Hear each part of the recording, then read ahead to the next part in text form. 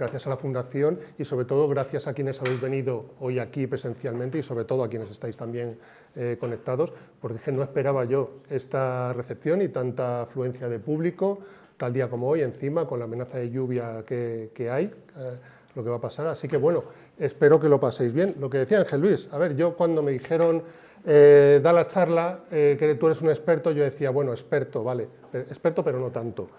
No lo sé. A ver, siempre a uno le entra este síndrome del impostor porque yo sé de estas cosas, pero también, claro, la gente que viene aquí a dar las charlas con un bagaje académico y con una experiencia y papers y todas estas cosas y libros, pues claro, decía, yo voy a contar, pero luego lo pensé mejor y digo, ¿qué demonios? Si hay algo que se me da muy bien es explicar de manera sencilla cosas que aparentemente o que son complicadas. Entonces dije, venga, vamos a lanzarnos así. Así que hoy vais a disfrutar de esta charla, me vais a acompañar en este viaje, de acuerdo, donde vamos a ver el recorrido de todo lo que ha sido la inteligencia artificial y cómo funciona la inteligencia artificial. Vamos a ver primero lo rápido que ha ido todo esto y luego vamos a hacer ese viaje histórico, de acuerdo, viendo antiguos sistemas, los primeros pasos que se dieron, luego comprender lo que es el machine learning, cómo funciona, el deep learning, que escucharéis también por ahí, esto de la IA generativa, que tanto se está escuchando recientemente, y luego ya al final dejaré ahí la puerta abierta para que discutamos un poco, debatamos un poco, sobre el futuro de la inteligencia artificial, ¿vale? Porque también pensad que dentro de 3 semanas, si no recuerdo mal, va a haber otra charla más hablando sobre inteligencia artificial creativa. Entonces, bueno, yo creo que merece la pena dejar ahí la puerta abierta. Lo primero es preguntaros, a ver, ¿quién de vosotros ha utilizado, no, perdón, ¿quién de vosotros no ha utilizado hoy el móvil? Nadie, vale, normal. Entonces, claro, sois conscientes de que estamos todos rodeados de inteligencia artificial en todo momento. Estos son capturas de mi propio móvil.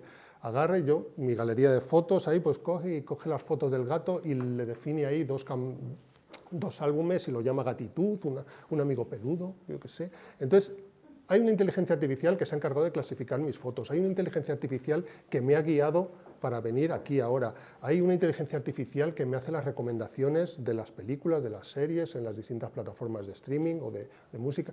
Hay una inteligencia artificial que me ayuda a preparar esta charla, a darme alguna idea. Entonces estamos rodeados por todas partes. Claro, esto no es algo nuevo, esto lleva bastante tiempo. Hombre, si no, nos podríamos retrotraer a antiguos autómatas, todo esto, pero podríamos decir que el principio de la inteligencia artificial es en 1950 con el paper que escribió Alan Turing, ¿de acuerdo? El de Computing Machinery and Intelligence, donde ya indicaba que pueden pensar las máquinas, donde se hablaba lo del test de Turing. Realmente el concepto, el término, cuando se concretó fue en 1956, en lo que era la conferencia que se hizo en Dartmouth, que duró 2 meses, que hubo 11 personas así. De hecho, hay un poquito de salseo. ¿Por qué se llamó inteligencia artificial?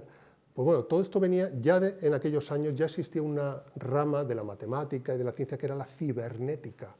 Y ahí estaban trabajando sobre todo en cómo reproducir, con la misma idea de cómo funciona el cerebro humano, pues saber cómo se podía hacer que las máquinas pensasen. Entonces, bueno, lo que hizo John McCarthy cuando llevó este congreso de Dartmouth, dijo, no lo vamos a llamar cerebro electrónico. Estuvieron pensando si cognición automática, cognición inteligente, y dijeron, no, inteligencia artificial, y vamos a ver qué pasa. ¿Y qué pasó? Pues que luego se desarrollaron durante unos cuantos años, después de mucho hype, lo del hype no es algo nuevo, pues hubo un primer invierno bastante largo de la IA, bueno, hubo varios inviernos ahí, donde se descubría algo, parecía que aquello iba a ser ya el futuro, no, otra vez llegábamos abajo, que si sistemas expertos, ahora lo iremos viendo. ¿Y qué pasó? Hasta 1997, cuando Deep Blue ganó a Kasparov. En esa época yo estaba allí en IBM, precisamente trabajando, y aquello ya se montó. Una de las cosas más demandantes de inteligencia, que es jugar al ajedrez, y una máquina puede ganar al campeón del mundo de ajedrez. Esto, vamos, vino otra vez otro invierno, de aquello no avanzaba. Y luego, bueno, pues en 2011, aquellos que utilicéis iPhone, a Siri ya nos empezaba a entender, un poquito. Eso fue algo importante. En 2012, luego veréis por qué, una IA empezó a reconocer gatos en YouTube, en vídeos de YouTube. Y luego en 2016 también fue otro momento que, igual que en 1997, cuando ganó Deep Blue a Kasparov, en 2016 AlphaGo ganó al campeón del mundo de Go. Y el Go es un juego muchísimo más complicado que el ajedrez. Con lo que decían, bueno, esto ya empieza a apuntar maneras. Y el momento, uno de los momentos clave que pasará a la historia fue 2017, cuando se publicó el artículo de Google donde se definía la arquitectura Transformer, que luego os contaré en detalle qué funciona eso. Entonces, a partir de ahí ya empezó otra vez todo lo que es a rodar la bola de nieve, todo lo que es el hype, y claro, llegó a tanto que en diciembre de 2022 ya salió ChatGPT a disposición del público, en diciembre. En febrero ya había 100 millones de usuarios. Esto es solo el comienzo. Entonces, fijaos, para ver un poco la relación desde la gran revolución de la comunicación, desde el telégrafo de Morse hasta Internet, hasta la World Wide Web, pasaron 150 años. Desde el primer vuelo de los hermanos Wright hasta que despegó el Apolo 11 para ir a la Luna, 65 años. Desde que se descubrieron, desde que una inteligencia podía reconocer gatos ahí en un vídeo de Internet, hasta generar un gato utilizando una herramienta, porque este lo he generado yo para esta presentación, el que veis abajo, solo han pasado 10 años. Entonces ha sido realmente pues como digo, una avalancha de cosas. De lo que ha pasado en estos últimos 5 años es que ni os lo podéis imaginar. Porque claro, uno oye por ahí ChatGPT, cosas por ahí, pero la cantidad de modelos de inteligencia artificial que han salido en estos 5 años es apabullante. Por eso cuando escuchéis a alguien que dice, no es que es un experto, es que saber de todo esto, todo lo que ha pasado en estos 5 años, requiere mucho, mucho. Bueno, y esto ha sido los últimos 5 años. Lo que se avecina en este año va a ser también impresionante. Luego hablaremos al final de todo, de modelos de razonamiento también y nuevos modelos de capacidades de GPT y todo esto. Entonces, bueno, esto a los que estéis viendo el vídeo en el futuro os resultará muy simpático y gracioso de mira las tonterías que hablaban ahí en marzo de 2025, jaja, con lo que tenemos a día de hoy. Pero bueno, es lo que teníamos a día de hoy. Vale, entonces estamos en tal situación que hay gente que ya dice si no estamos llegando a una barrera del sonido de innovación en el que ya no vamos a ser capaces de seguir todo lo que esté pasando. Ya claro, vienen los tecnooptimistas, viene un Ray Kurzweil diciendo de, bueno, ¿os acordáis que os decía que la singularidad tecnológica en 2050? No, ahora ha escrito otro nuevo libro, que tengo por aquí a mi amigo Alejandro Fernández Diego, que hizo la reseña el otro día en El Mundo. La singularidad está todavía más cerca. Esto vamos, entonces, esto está entusiasmando a los tecnooptimistas y esto va a ser la bomba y tal, ¿qué va a pasar? ¿Qué va a pasar? Claro, junto con los tecnooptimistas están los tecnocenizos. Está gente como el que está aquí en la imagen, Eliezer Yudkowsky, que de experto tiene poco, quizás incluso menos que yo, pero es un bloguero muy influyente y este es el que está todo el día criticando, diciendo, tened mucho cuidado, esto es lo que va a pasar. Pero el otro día, buscando una frase para empezar, me gustó mucho esta frase.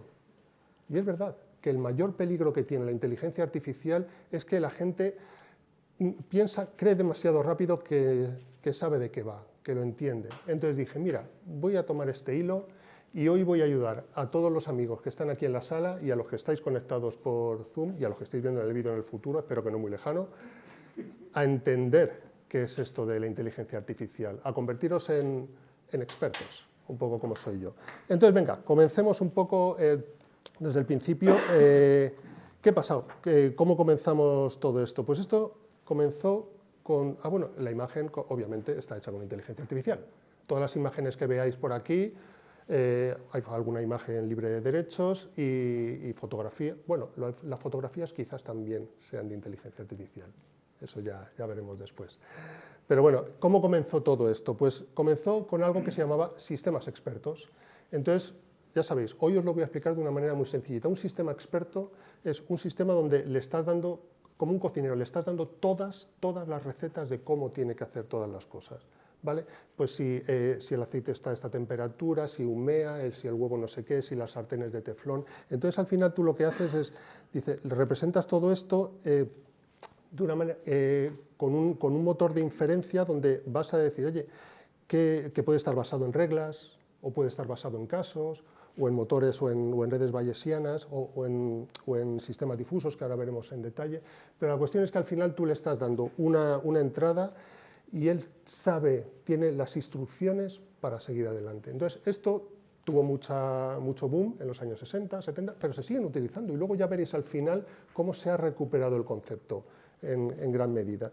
¿De acuerdo? Entonces, lo bueno que tenía es que eran muy explicables, lo malo es que, claro, a nada que ocurra una situación que no encaja en el sistema experto, una excepción, pues ya no funcionaba, ya no servía. Entonces, ¿qué íbamos a hacer? No podías hacerlo. Pero bueno, se creó en los años 60 y todavía se usan. Como decía, hay un caso que es la lógica difusa. No sé, algunos si recordaréis, hace unos años incluso las lavadoras que se vendían ponía con Fuzzy Logic. Decía, wow, es como el máximo de la innovación, con lógica difusa. ¿Y eso qué es? Pues para explicaros, ¿qué es calor? ¿25 grados? ¿30 grados? ¿Qué es ir a una velocidad determinada?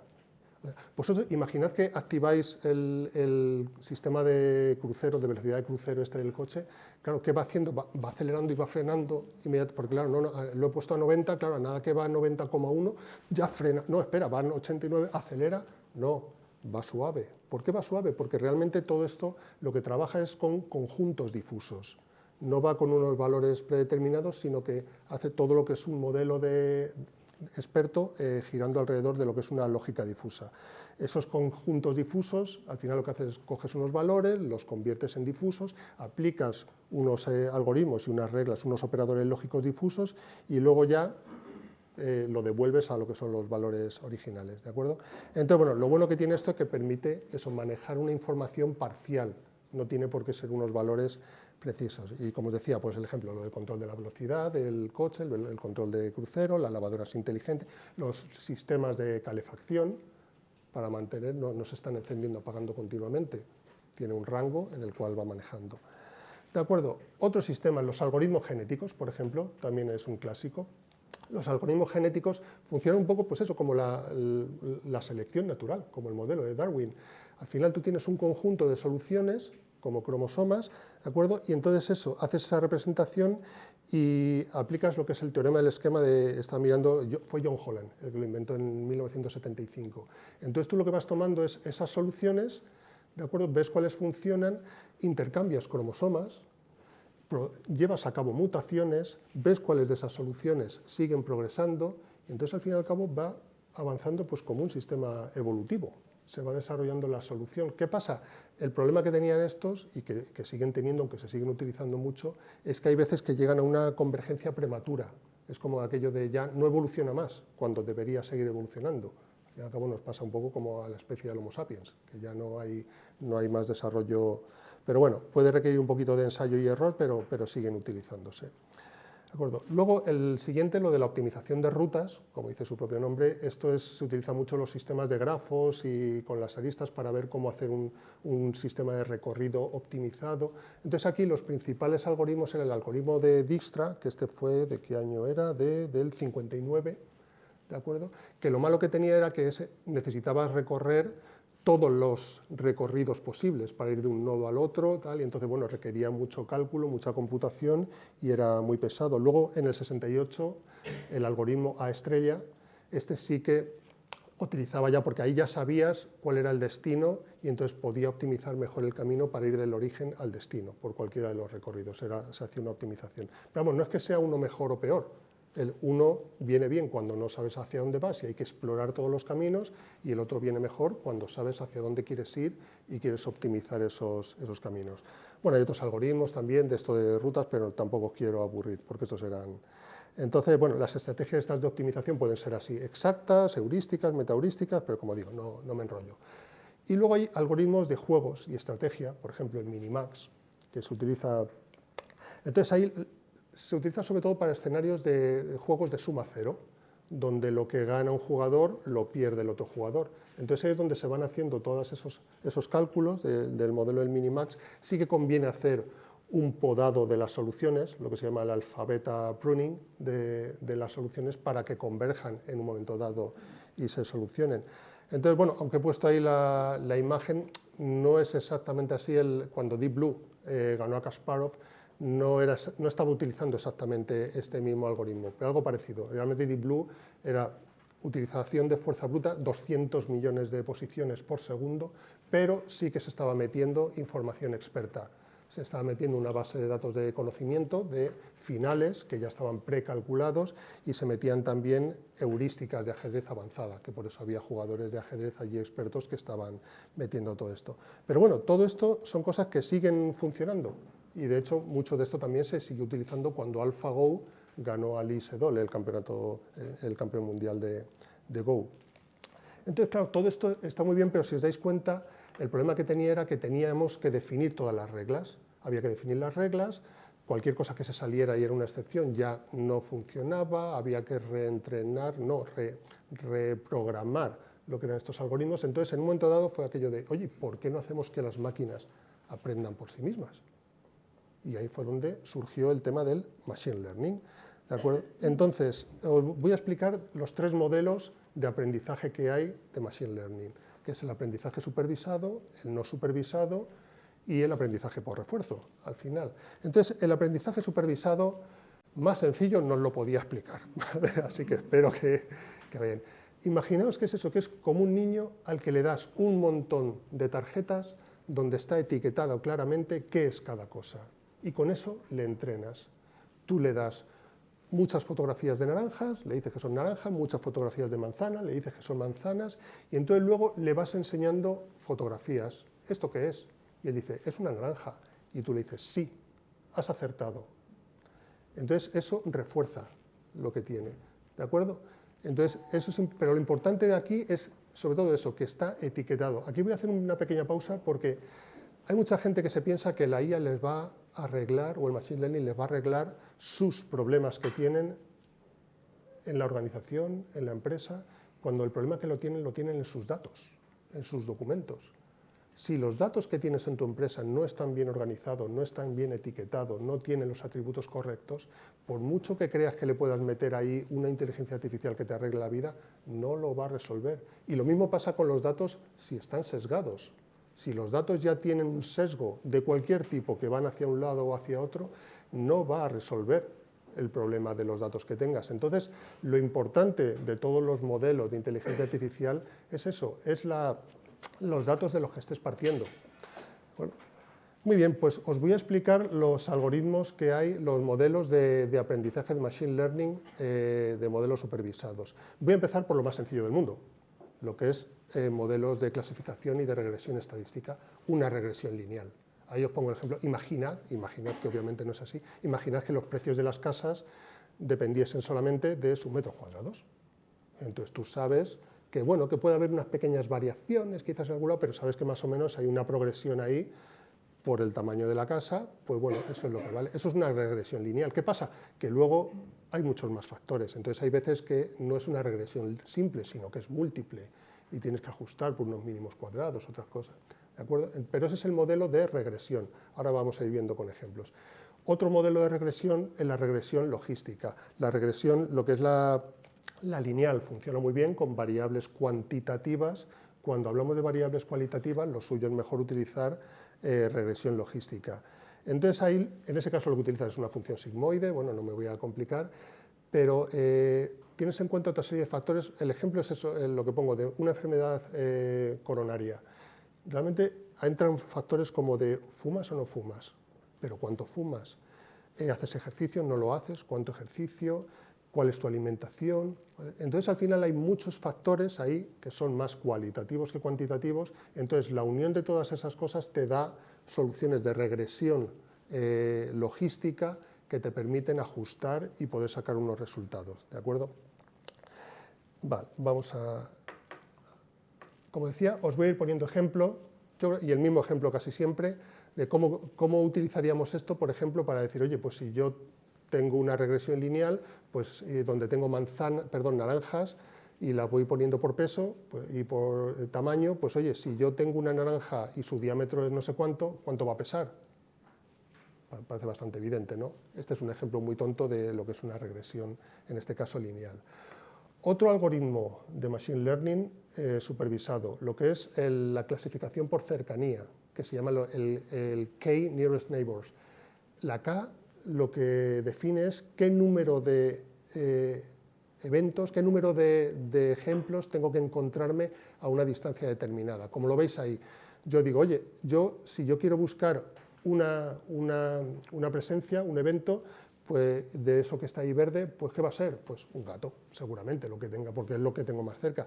Si yo digo quiero identificar 4 que estén más cerca, pues bueno, también me va a decir que es un gato, porque solamente hay por ahí una gallina.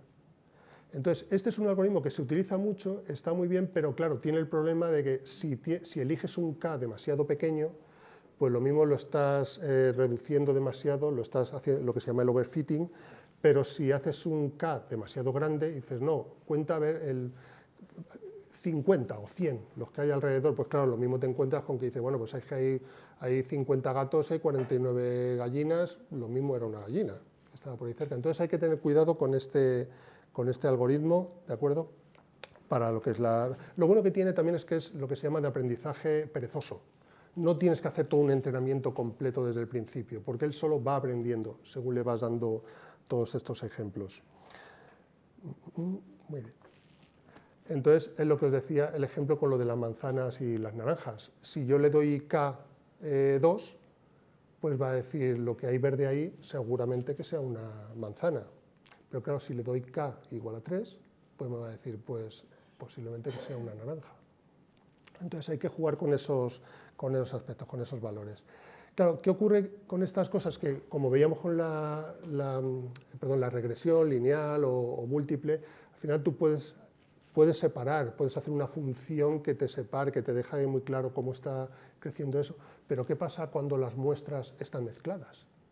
El ejemplo que tenéis ahí, ¿qué pasa si los conejos están ahí en medio, los lobos alrededor? ¿Cómo defines una recta, una curva, una función que te separe todo eso? No puedes.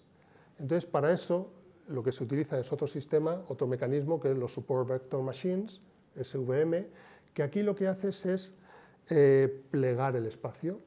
Aquí en los ejemplos obviamente lo estoy haciendo con una imagen y en 3 dimensiones. Esto pensad en múltiples dimensiones. Matemáticamente, bueno, los matemáticos es que son capaces de pensar en múltiples dimensiones. Los que somos físicos algo menos y bueno, cada uno lo que puede, pero vamos. Entonces, aquí lo que se hace es que dices, oye, como yo no puedo encontrar una función que separe todo esto, lo que hago es que encuentro algún atributo, ahora os explico cómo se llama eso técnicamente, que me suba una dimensión, de manera que ahora ya, cuando los tengo separados en 3 dimensiones, yo puedo encontrar un plano que separe los conejos de los lobos.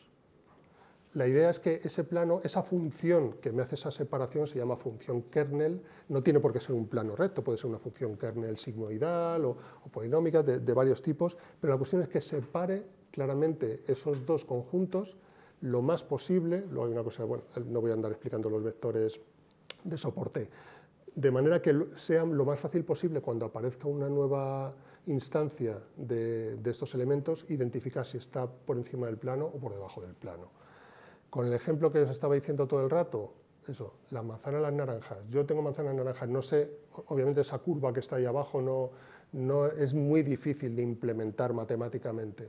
No pasa nada, aplico una función kernel que me separa, es como si fuera una red que dices, oye, las naranjas caen desde mucho más arriba, las manzanas caen desde abajo, caen al suelo, pero yo separo con esta red, sé que de una manera, con alguna función, alguna métrica, yo separo las naranjas de las manzanas y sé que cuando ponga algún elemento, sé en qué red va a caer, sé que va a estar en la red de arriba o sé que va a caer al suelo. Os lo estoy utilizando, por favor, permitidme todas estas licencias, es con el objetivo, como hay algún científico de datos en la sala o conectado, estará diciendo, madre mía, Fernando, que no está diciendo nada. A ver, lo explico lo más sencillo que pueda para que todo el mundo lo entienda, ¿de acuerdo? Entonces, bueno, todas estas cosas se siguen utilizando muchísimo. Otro algoritmo también, otro modelo que se utiliza en Machine Learning es el naive Bayes, el Bayes ingenuo, por así decirlo. Claro, Bayes es algo que estamos remontándonos al siglo XVIII. ¿Qué es lo que tiene esto de ingenuo? Pues lo ingenuo es que dices, bueno, no me preocupo, voy a buscar atributos que sean independientes, ¿vale? Que eso es lo más importante, y voy a ir evaluando la probabilidad de cada uno y con la probabilidad de que se vaya presentando el siguiente atributo multiplicado por la anterior y tal, voy a ir determinando cuál es la salida de todo esto, cuál es la probabilidad. Eso lo vais a ver ahora mucho mejor con el ejemplo, pero que tengáis claro que esto es lo que se aplica, por ejemplo, muchísimo en los filtros para detectar spam. ¿Por qué? Porque en el spam generalmente vas encontrando las mismas secuencias, las mismas palabras, el mismo tipo de palabras. Entonces estos filtros es muy sencillo, van encontrando estas palabras, oye, que he vuelto a encontrar esta otra palabra también que aparece, oye, pues va aumentando el porcentaje. Quizá lo entendáis incluso mejor con el ejemplo. Imaginad que cogemos 3 clasificadores que no tienen nada que ver entre sí. El color, pues el color, el peso y la forma. Genial, pues entonces voy evaluando. Oye, el color de este elemento es amarillo. Oye, pues un 70% de probabilidad sería un plátano, pero también podría ser una manzana. Hay manzanas amarillas, a un 60%, porque las hay de otros colores. Muy raro sería que fuera una naranja, pero podría ser. Entonces esa probabilidad, luego miras, oye, y la probabilidad, el color, el peso, bueno, mira, no pesa un plátano, no sé cuánto pesa un plátano, una naranja, una manzana, pero imaginad por lo que pese, dice, pues mira, por esto podría ser un plátano, una manzana, una naranja, porque más o menos pesan igual. Bueno, pero lo has multiplicado por la otra probabilidad. Y ya al final dices, oye, evalúo el tercer atributo, la forma, y dices, ya si es alargado, un plátano, porque manzanas y naranjas, salvo que haya alguna mutación muy extraña, muy raro. Entonces, cuando has ido multiplicando las probabilidades, al final el resultado te da que es un plátano. ¿De acuerdo? Entonces, muy sencillito y se utiliza mucho. Este otro también os va a sonar porque habéis jugado a ello. Los árboles de decisión. Seguramente hayáis jugado al quién es quién. Es decir, oye, pues tiene bigote, tiene gafas, es rubio, es moreno, es hombre, es mujer, etc. Entonces, ¿qué pasa con esto? Que, claro, ¿por dónde empiezas el árbol? ¿Qué empiezas a preguntar? Porque también corres el riesgo de que le hagas un sobreentrenamiento y en algún momento tienes que meterle la poda. De decir, oye, ya, vale ya de tanto calcular todas estas funciones que vas ejecutando hacia abajo. Vale. Pero bueno, lo bueno que tienes, y tú vas dividiendo pues, por ganancia de entropía o por lo que se llama el índice Gini, lo que son todas esas ramas, pero vamos, no os complico con terminología aburrida. El caso es eso, que es bastante fácil de entender, lo bueno que tiene es que son muy interpretables, ¿de acuerdo? Y el problema es que, bueno, si no haces una buena poda, pues pueden tener sobreajuste. Lo otro que aparece ahí, lo del random forest, es cuando dices, oye, si el árbol de decisión va a ser demasiado complejo, yo lo que hago es que genero varios árboles con distintos tipos me iba a salir la palabra, el bootstrapping, vamos, de implementación de esos árboles y que cada uno vaya evaluando una serie de criterios de selección y con la salida que tengan todos los árboles, que por eso se llama aleatorio, porque a mí me da igual que esté evaluando cada uno de los árboles, qué atributo esté evaluando. Con la salida de cada uno de los árboles luego se hace una evaluación por votación o por regresión para ver cuál es el resultado y con eso ya se decide cómo sale. Esto, pues claro, el ejemplo más evidente, pues eso, tengo una fruta, vale, ¿es redonda? Sí. ¿Es amarilla? Sí, pues es una manzana. No, pues es una naranja. ¿No es redonda? ¿Tiene la piel lisa? No, pues es una piña. Sí, pues es un plátano. Ya está. Pero fijaos en este ejemplo tan tonto que es distinto si yo hubiera preguntado primero por la piel o si yo hubiera preguntado primero por si es amarillo de otro color. Entonces, en esto es importante definir cómo quieres que sea el árbol para hacer todo este trabajo. Vale, no me dejo nada. No sé si estoy yendo muy rápido o estoy yendo muy lento. No, mejor. Si voy rápido, luego al final debatimos más sobre los últimos temas, que van a ser mucho más interesantes. Pasamos al aprendizaje no supervisado. Os decía que el aprendizaje supervisado lo que tiene es que tiene que estar todo muy etiquetado y tienes que saber muy claro los atributos para evaluar. Aquí te da igual. Aquí te da igual. Lo que te importa es que los algoritmos, los modelos, te sepan diferenciar grupos.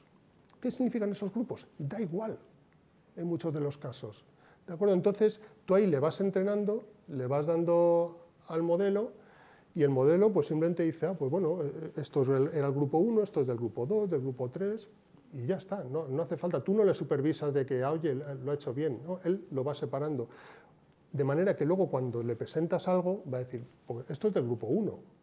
Otra cosa es que tú, quizás sí o quizás no, por detrás tú digas, mira, es que para mí grupo 1 es las naranjas y grupo 2 son las manzanas. Pero muchas veces ya vais a ver en los ejemplos que ni siquiera hace falta que sepas, que le etiquetes de alguna manera esos ejemplos.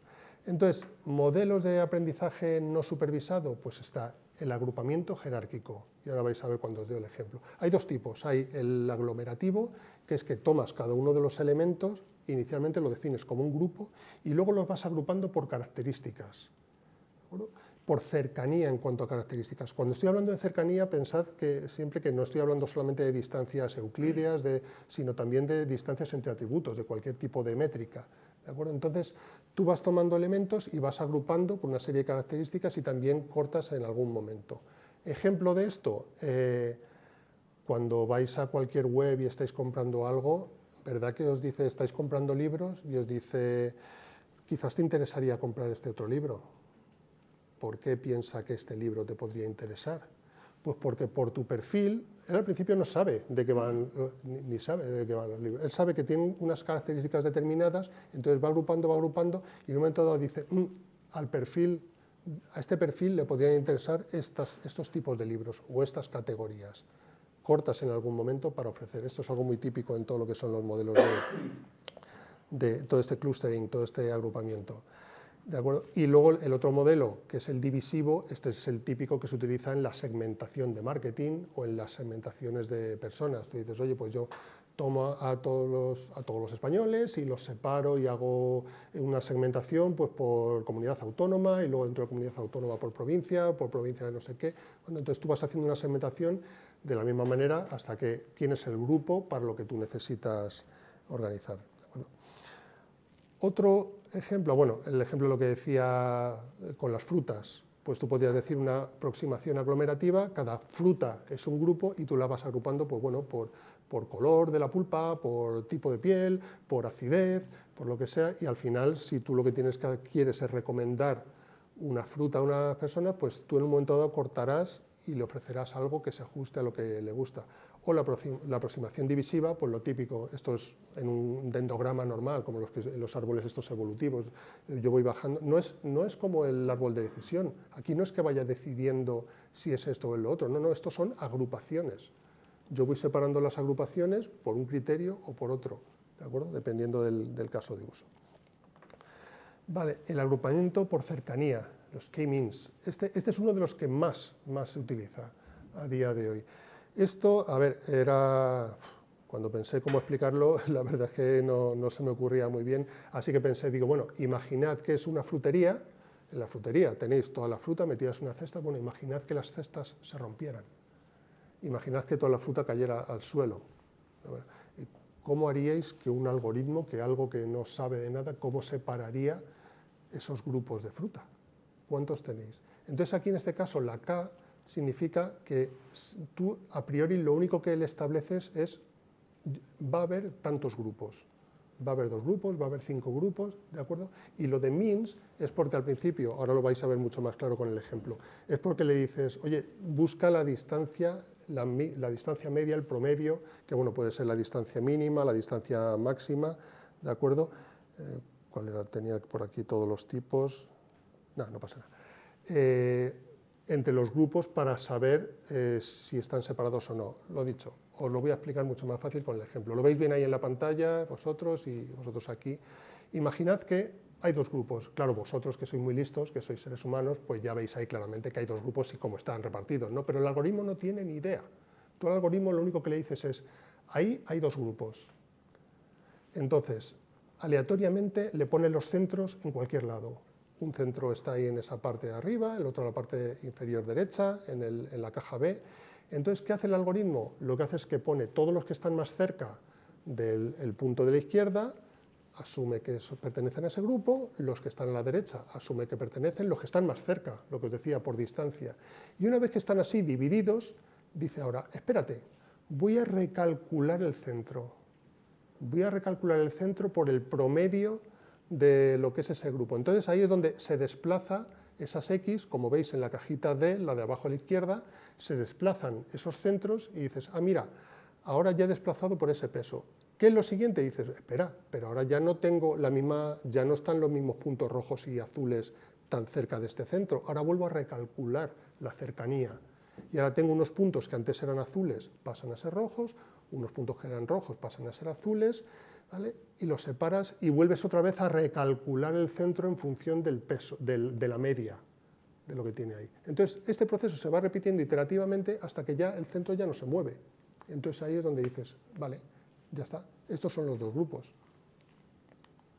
¿Qué es lo bueno que tiene esto? Que es muy sencillo, ya os digo que se utiliza muchísimo. Lo malo que tiene es que, claro, se asume que son grupos más o menos esféricos, que van a ser bastante fáciles de separar de esta manera, ¿de acuerdo? Pero bueno, como os digo, se utilizan bastante. Hay una variante que también se usa que se llama agrupamiento por densidad. Y esto la verdad es que no lo encontré en ningún lado y creo que he encontrado la metáfora perfecta. Un perro cegato, o miope, vamos a dejarlo un poco miope. Un perro miope al cual le vais a dar instrucciones para identificar rebaños en un prado. ¿Cuántos rebaños? No lo sé, da igual. ¿De qué? Él tampoco lo sabe. Ni tú lo sabes ni él lo sabe, da igual, pero es un perro muy listo. En cuanto a que va corriendo, y entonces lo único que le vas a tener que explicar es cuántos elementos constituyen un protorrebaño, ¿de acuerdo? Y a qué distancia tienes que mirar a ver si hay más elementos del rebaño. Entonces él va corriendo para allá, y dice, he encontrado, le dices, encuéntrame 3 bichos iguales, que estén a una distancia inferior a esto. Entonces él va, de repente encuentra una oveja, dice, no, esto no es un rebaño. Encuentra 2 ovejas, encuentra 3 ovejas. Dice, esto es un principio de rebaño. Entonces considera, esto es el rebaño, y ahora a partir del rebaño, de ese protorrebaño, miro a la distancia que me han dicho, porque estoy un poco miope, a ver si veo alguna otra oveja, de estas como esta. Ah, sí, que encuentro otra. Bueno, pues forma parte del rebaño. Y voy ampliando mi concepto de rebaño. En un momento dado ya no encuentro ninguna más, pues me voy a buscar otro animal. Voy pues 3 cerditos por aquí. El cerdo no es el rebaño, es la piara, una protopiara de cerditos. Pues hago el mismo proceso. Entonces, con ese proceso, él va identificando, y aquí ya no tiene por qué ser esférico o circular, porque él va encontrando si las ovejas están en fila, pues las irá, al final dirá, pues curioso, un rebaño de ovejas en fila. Pero para él es igual. Todo lo que no esté a esa distancia, pues para él va a ser ruido. Entonces, aquí lo que importa es, por decirlo de alguna manera, la miopía del cerdo, perdón, del perro pastor. ¿De acuerdo? Porque tenéis, mira, pensad en la derecha del todo. Es el algoritmo este del DB-Scan. Entonces, tú le has marcado una distancia, un epsilon 2. Entonces, ¿qué pasa? Él va a buscar que esté a una distancia 2, lo que sea. Vamos a ver. Y entonces a él ahí busca y dice, ay, mira, pues ahí encuentro un rebaño, el verde, otro rebaño, el azul, con un núcleo ahí, el morado, y allí por ahí cosas dispersas, pero que también forman un rebaño, aunque esté un poquito más disperso. ¿Por qué? Porque yo camino una distancia 2 y digo, ay, mira, aquí hay otro, ay, mira, aquí hay otro. ¿Vale? Si el perro viese mejor, ¿vale?, que sus dioptrías fuesen 0,5 en vez de 2, pues el perro lo que diría, encontraría los rebaños más chiquititos, y todos esos que estaban arriba a la derecha, esto para mí es ruido, porque yo encuentro uno de estos aquí y miro alrededor 0,5 y no encuentro nada. Pues esto es ruido, esto es ruido. Entonces, dependiendo de lo que quieras hacer, funciona mejor un algoritmo u otro. Y luego hay un algoritmo parecido a esto del DB-Scan que estaba diciendo, que es el Optics, que permite identificar mucho mejor los elementos y los núcleos y todo lo que está ahí. Como digo, no es que uno sea mejor que otro, es que depende de lo que se quiera encontrar, se utiliza uno u otro. Esto, bueno, se utiliza mucho para detectar actividades extrañas en redes, o para detectar, o para identificar agrupación de datos así geoespaciales, mapas de calor, todo esto. Muy bien, pues vamos a pasar a la introducción, redes neuronales. Os voy a explicar primero qué es una red neuronal sencillita. ¿Vale? Lo bueno que tiene eso las redes neuronales es que al final, como se inspiran un poco en cómo funcionan las neuronas del cerebro, esto le habría encantado a los cibernéticos. ¿Os acordáis cuando en el 56 decían, no, inteligencia artificial, no queremos hablar nada de cerebro electrónico? Pues mira, chicos, al final hablasteis de redes neuronales, que parece algo parecido al cerebro. Entonces, la idea, en el 58 hubo un invento, Frank Rosenblatt, que creó una cosa que llamó perceptrón, que es el embrión de lo que era lo que iba a ser ese núcleo, ese elemento de la red neuronal. ¿Qué pasa? Que esos perceptrones por sí mismos pues no hacían gran cosa, o sea, detectaban luz o algo así, pero luego ya en el 69 Minsky y Papert empezaron a decir, oye, ¿y si combinamos varios perceptrones de estos juntos, podrían encontrar cosas? De hecho, fue un momento también en el que hubo un boom. Había gente que iba a los laboratorios de allí y claro, veían unos robots que veían un poco de luz, y si veían luz se acercaban y se creían, ¡oh, son inteligentes! No, o sea, identificaban luz, no había mucho más. Pero bueno, empezó a haber todo esto, pero el problema que tenía era que tú no podías ajustar el peso en las capas. Os explico qué es esto. En una red neuronal, casi tan importante como la neurona, o más, es la conexión que hay entre neuronas, porque ahí es donde se establece el peso de lo que se vaya entrenando. Ahora os explico cómo va todo esto. ¿De acuerdo? Entonces lo que veían era que yo podía unir unas neuronas entre sí, tal, pero eso se degradaba muy rápidamente, no podía entrenarlo bien, fallaba y si fallaba estaba así. Entonces lo que ocurrió es que en 1986 Rummel Hart, Hinton y Williams publicaron un artículo en Nature con una cosa que fue la bomba, que era algo que llamaron retropropagación, backpropagation. ¿Y eso qué era lo que significaba? Que los errores que se iban propagando a lo largo de la red neuronal, tú podías hacer que se alimentasen hacia atrás en la red neuronal. Y eso ayudaba a reajustar los pesos y así la red neuronal ya aprendía. Es uno de los artículos más citados en la historia de la inteligencia artificial. Entonces, ¿cómo funciona esto en la red neuronal? Pues mirad, empezad desde abajo arriba. Tú tienes una serie de, y esto acordaos de ello porque luego os voy a examinar, cuando os hable de otras redes neuronales mucho más complejas, de aprendizaje profundo. Tienes una capa donde están lo que llamamos los sensores o actuadores. Ahí es donde vas a decir tantos como atributos estés evaluando. Luego hay unas capas ocultas, 1, 2, X, las redes de aprendizaje profundo tienen infinidad de ellas, y al final tienes una neurona, si es una red neuronal que quieres hacer una regresión, o varias, si lo que quieres es hacer una clasificación. Y mira, esto os va a quedar muy bien cuando tengáis la cena de Navidad, al cuñado de turno al lado, tal, le vais a explicar, no, es que las redes neuronales tienen que tener tantas neuronas de salida como elementos quieras clasificar. Entonces esto va a quedar estupendamente, ¿de acuerdo? Entonces, ahora, sí, yo creo que con esto ya os he dado una idea genérica. El ejemplo, lo que estábamos diciendo, en las manzanas y las naranjas, yo tengo la red neuronal y yo tengo una neurona que evalúa el color, otra que evalúa el peso y otra que evalúa la textura. Y yo le empiezo a ingestar allí, manzanas, naranjas, tal. Y la salida que va a darme, ¿por qué tiene dos neuronas de salida? Porque yo quiero separar entre naranjas y entre manzanas.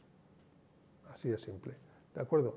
Pero claro, esto que os digo es las redes neuronales básicas. El aprendizaje profundo es otra cosa. Aquí ya hablamos de cosas mucho más gordas. Pero como habéis estado prestando atención, el examen va a ser fácil. Para hacer un aprendizaje profundo vamos a empezar con lo que son las redes convolucionales. ¿Esto qué significa? Son las redes que se utilizaban sobre todo para, y que se siguen utilizando, por supuesto, para procesar imágenes.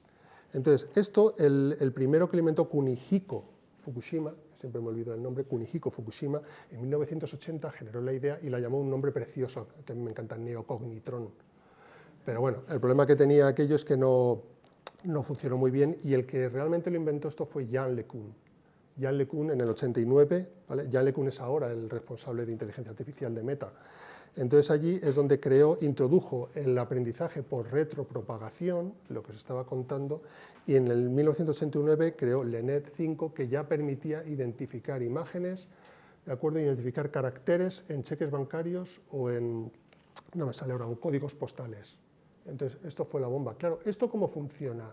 Casi os debería preguntar yo a vosotros cómo funciona la parte de la derecha, pero no lo voy a hacer. Funciona, hay una parte primera, porque claro, tú puedes coger una red profunda y decirle, oye, yo quiero que me identifique si esto es una cebra, un perro o un caballo. Entonces ya, ¿pero qué le enseño yo al principio a la red? Una foto de una cebra. ¿Y qué va a hacer con eso? Entonces primero tengo que hacer de alguna manera para trocear eso algo que puede interpretar esa red. Y para eso utilizas otra red profunda que lo que se encarga es de aplicar mecanismos que se llama convolución para trocear que si es las aristas, los bordes, la luz, todo esto. Se van haciendo también unos procesos de pooling, que se llama, para reducir sin perder la capacidad de conocimiento sobre esa información, ¿de acuerdo? Entonces, todos esos procesos de convolución, de pooling, de rectificación, al final lo que te acaba generando es todo un despliegue, pues pensad como si fueran los píxeles de la imagen, y ahora ya con esos píxeles, que no son los píxeles de la imagen, son vectores y son información, eso ya lo paso yo a la red Y esa red va a hacer como antes, bla, bla, bla, bla, bla, bla, bla, bla, y al final me dice, ¿es una cebra, es un caballo o es un perro? Acabáis de comprender cómo funciona la inteligencia artificial para procesar imágenes. Enhorabuena. Pero esto no queda aquí. Hay otras redes iguales, parecidas, que es lo que se llaman los autoencoders. Los autoencoders lo que se dedican es una red convolucional, como la que acabáis de ver, que va procesando y deja al final una serie de elementos de valores en lo que se llama el espacio latente. Pueden ser unos vectores fijos, si es una red, una sparse autoencoder, o puede ser variable, bueno, en fin, tampoco los quiero liar. Y a partir de ahí se regenera la imagen. Ahí en ese espacio latente es donde puedes inyectar, puedes hacer una serie de cosas para que la imagen sea resultante de otra forma. Entonces, ¿esto para qué se utiliza? Pues lo que veis ahí, para limpiar ruido en las imágenes, para colorear imágenes, porque al final cuando está reconstruyendo es cuando va viendo la cercanía y va dando el color, o pues para quitarle las gafas a alguien en las fotos. ¿De acuerdo? Entonces, esto se utiliza muchísimo, muchísimo a día de hoy en los autoencoders. Ahora os voy a hacer una pregunta, vamos a jugar un poco, un acertijo.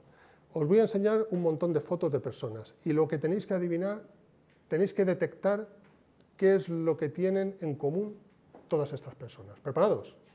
Vamos a ver. Vale. ¿Miráis?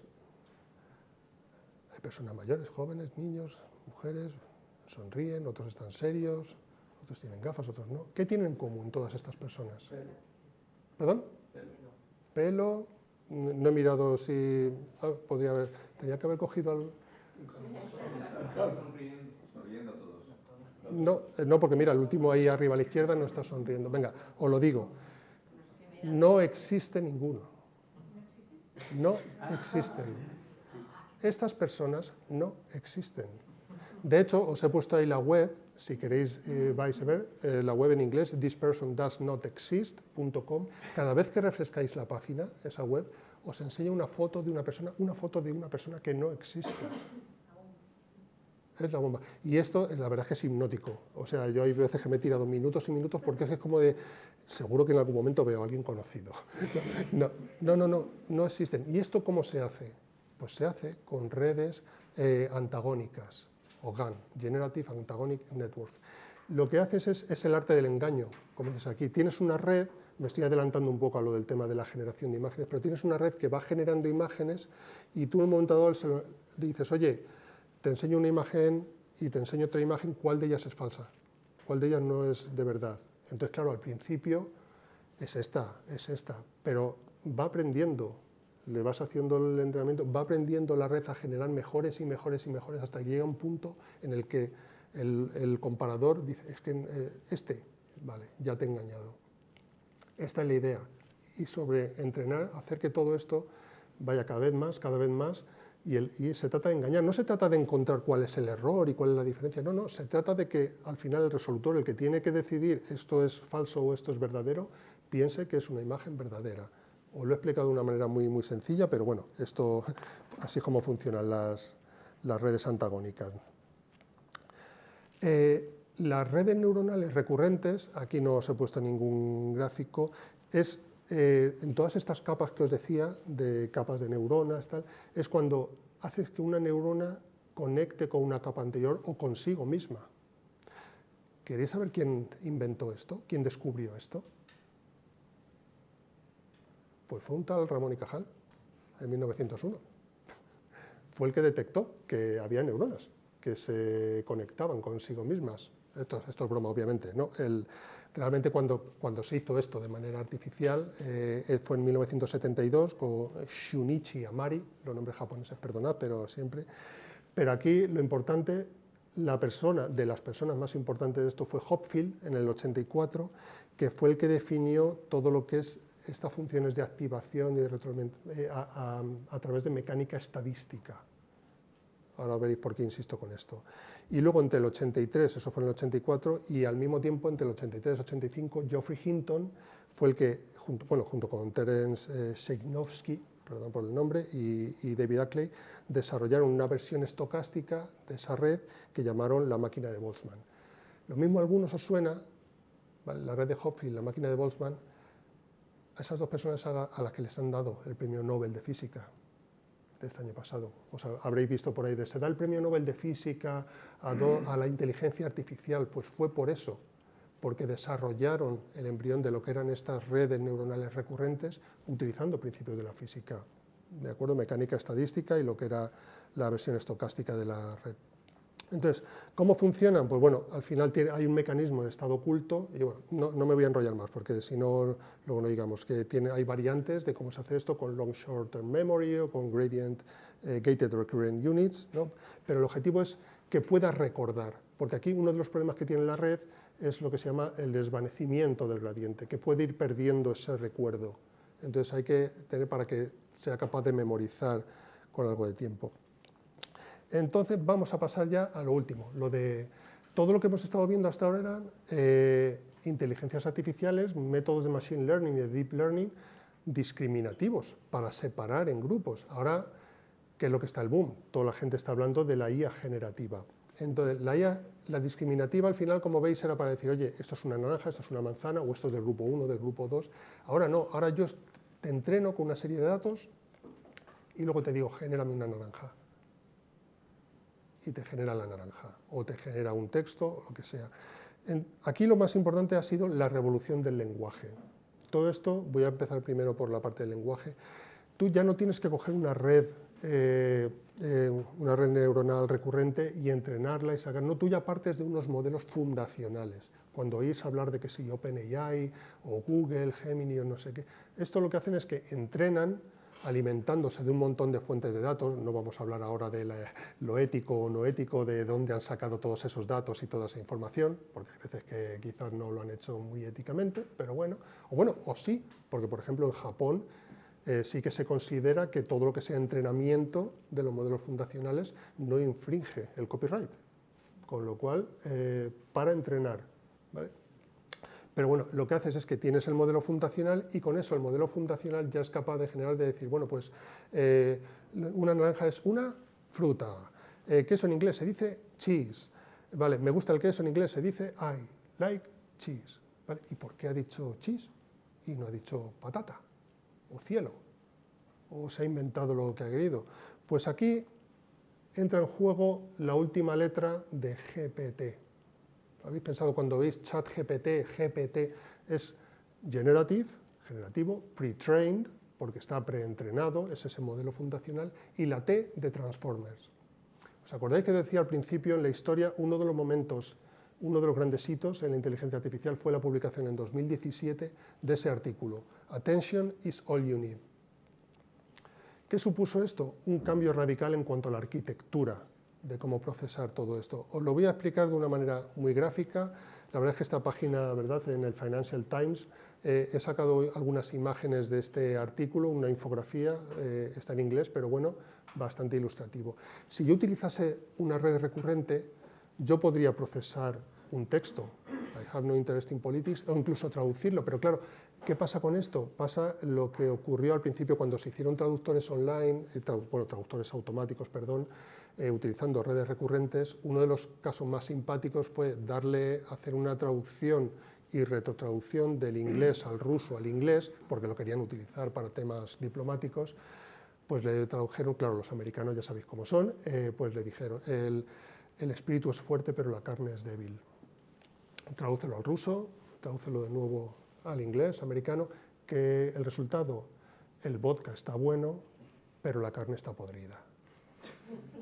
¿Por qué? No, pues porque al final, como no tienes contexto, tú buscas palabras, al final estás traduciendo de una manera parecida, la traducción y la retrotraducción al final te había llevado a eso. ¿Qué diferencia hay con los transformers? Que aquí sí que estás controlando todo el contexto, sabes todas las relaciones de todo esto. Os voy a explicar lo más sencillo que pueda. Tú al final, cuando estás ingestando todo esto, los ejemplos lo tenéis con palabras.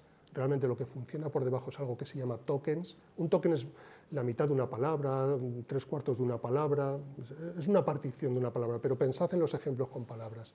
Yo agarro todos esos miles de millones de textos y yo entreno el modelo, y lo que hace el modelo al final es calcular probabilidades de cercanía entre palabras.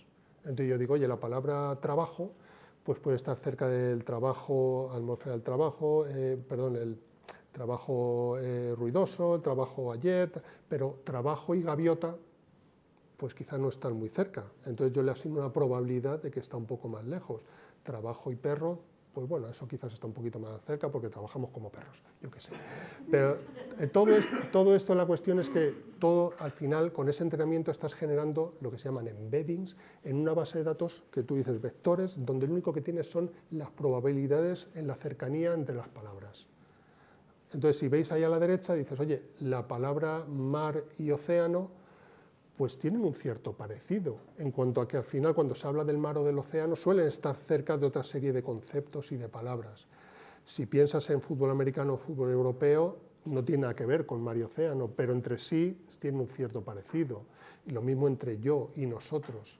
Entonces pensar sobre todo en eso, en esos vectores que identifican la cercanía, pero al saber la cercanía, tú puedes identificar en una frase que dice, yo no tengo ningún interés, ¿vale?, en escuchar sobre los tipos de interés crecientes en el banco, ahí aparece 2 veces la palabra interés. Pero gracias al contexto sabe que en un caso es de que yo estoy interesado, tengo entusiasmo, quiero aprender eso, y en el otro caso hablamos de beneficios, de dividendos, está más relacionado con ese tipo de palabras. Otro ejemplo, dices, el perro mordió el hueso porque él estaba hambriento. Tú sabes que por cercanía, perro, morder, hambriento, tiene una relación. Por eso ese it, ese él, se refiere al perro. Sin embargo, si piensas otra frase del perro mordió el hueso porque él estaba delicioso, era delicioso, es, hombre, es que aquí hueso, delicioso, es más cercano, es el it, hace referencia al hueso, no al perro. Entonces, no solamente pensar en lo que es la frase, sino que al final, si tú coges la frase y dices el Financial Times es, estas 4 frases podrían ser correctas, sobre economía y podcast, más que simplemente un periódico impreso, es un periódico fundado en 1888, está basado en Gran Bretaña. Ahí es donde el contexto no es solamente en cuanto dentro de la frase, sino incluso dentro del contexto, de todo el párrafo, de toda la frase. Entonces, por eso por lo que os decía, que tú dices, el gato persiguió al... Pensáis en ratón. Algunos quizás habéis pensado en un pájaro. ¿Vale? Podría ser, pero aquí podéis jugar luego también con un parámetro, por ejemplo, que se llama la temperatura, que dices, no, explora otros casos. Entonces, si yo, por ejemplo, quiero escribir poesía, le doy una temperatura mayor, el gato persiguió un sueño. ¿Por qué? Porque perseguir sueño sí que va unido. Entonces, gato, perseguir sueño quizás no está tan unido, pero si le dices, oye, explora un espacio más grande, tú podrías hacer que generase el gato persiguió un sueño, porque es lo que buscas. Vale. Lo que ocurre con todo esto es que, claro, tenemos unos mecanismos que están todo, como decía, preentrenados. O sea, tú agarras ChatGPT, dependiendo de la versión, pues toda esa base de entrenamiento pues está entrenada hasta octubre de tal año o hasta abril del año siguiente, no sé qué. Entonces, ¿qué pasa si yo le quiero preguntar por algo más de actualidad? Pues aquí entra en juego 2 mecanismos. Bueno, si quiero ajustar la receta, ya ves que no sé por qué, me ha gustado lo de la metáfora de los cocineros. Pues el cocinero, tú le das toda la receta, siguiendo con esta metáfora, pero tendrá que ir a ver qué tiene en la despensa, ¿no? Porque no puede preparar todos los platos del recetario que tiene, tendrá que ajustarse. Entonces eso es lo que se llama RAG, Retrieval Augmented Generation. Lo que hace es que antes de ir a consultar el modelo fundacional y de actuar con el modelo fundacional, se va una información que le proporcionas previamente, una información más actualizada o más precisa de lo que quieres, y con eso también lo trocea, le hace unos chunks, no voy a entrar en tecnicismos, y con eso ya es como construye la petición al modelo fundacional. ¿Qué tiene esto de bueno? Pues que a veces se dice, no, es que los modelos estos alucinan o se inventan cosas. Bueno, claro, es que es como digo yo, es como un becario que recién salido de la universidad que quiere agradarte como sea, porque eres su jefe, pues te va a responder como sea. Si tú le das antes la información de, oye, no, busca entre estos documentos, te va a dar una información más precisa, aunque siga utilizando todo el modelo fundacional. Y lo segundo, lo del LoRA, el Low Rank Adaptation, es cuando tú dices, yo tengo todo este modelo, tengo toda la cocina, pero quiero ajustar quizás y porque esta semana va a venir gente que tiene intolerancia a la lactosa. Entonces quizás quieres congelar el modelo, pero entrenar una parte, bueno, realmente es con unas matrices, no voy a entrar en tecnicismos, como digo, dejo una parte congelada del modelo y la otra parte lo ajusto a lo que yo necesito. ¿De acuerdo? Es un mini entrenamiento de una parte del modelo para ajustarlo a mis necesidades de lo que yo tengo. Muy bien, pues esto que os estaba diciendo, claro, todo el rato es de los modelos de lenguaje, donde hablamos de Large Language Models, pero es que esto era antes. Es que ahora tenemos modelos multimodales.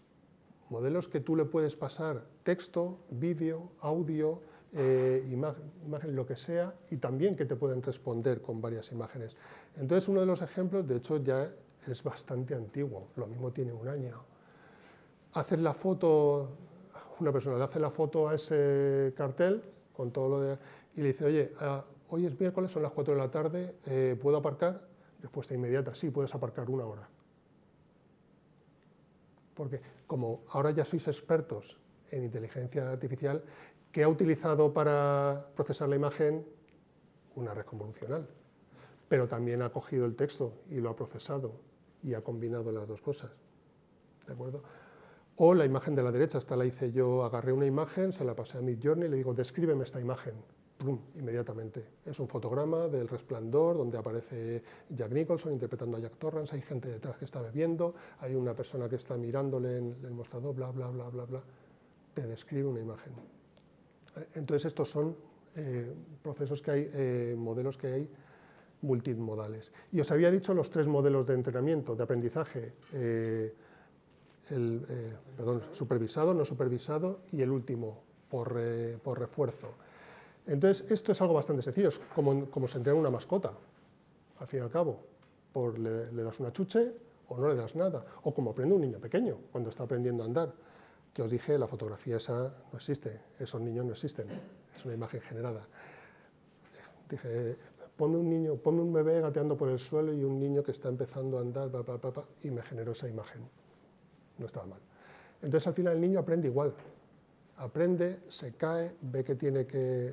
Entonces, todo esto va de esta manera, aprendizaje por refuerzo, recompensa, no recompensa castigo, pero una recompensa positiva o negativa. ¿De acuerdo?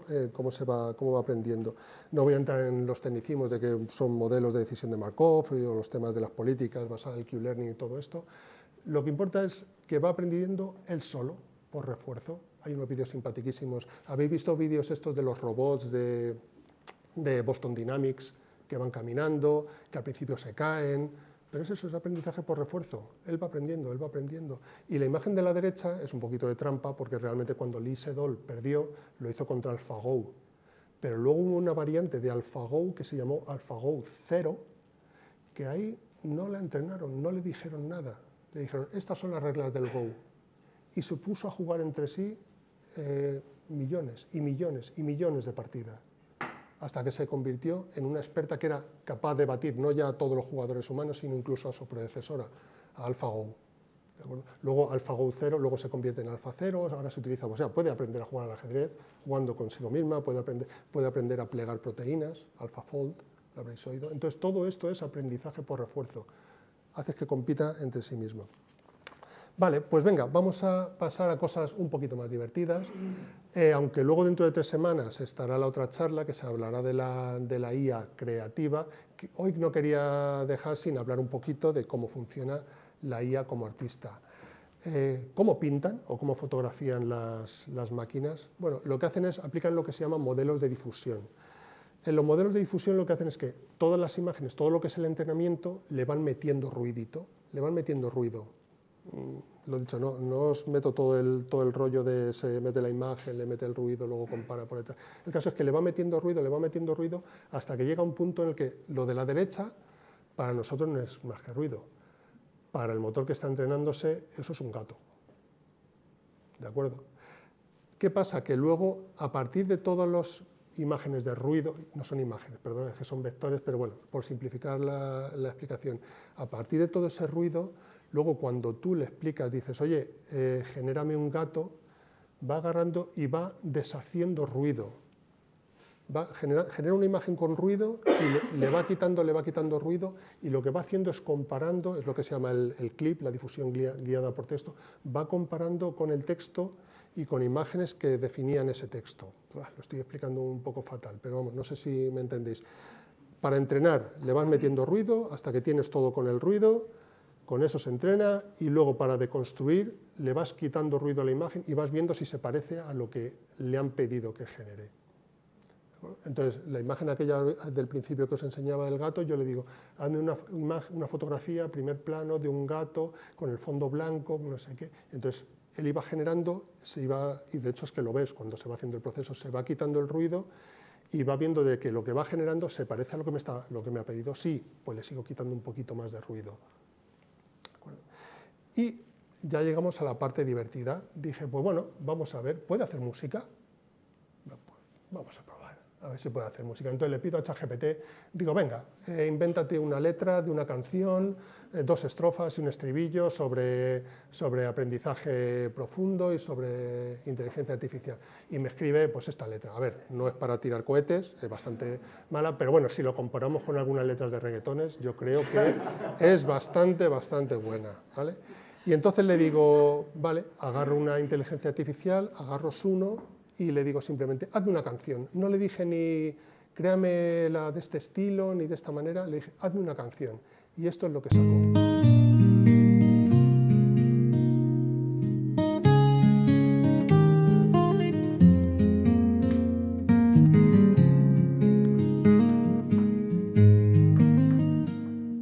Las redes neuronales El timbre, son como el fuego en mis venas, procesando Suno, os voy explicando mientras sigue cantando, porque quiero que llegue un momento.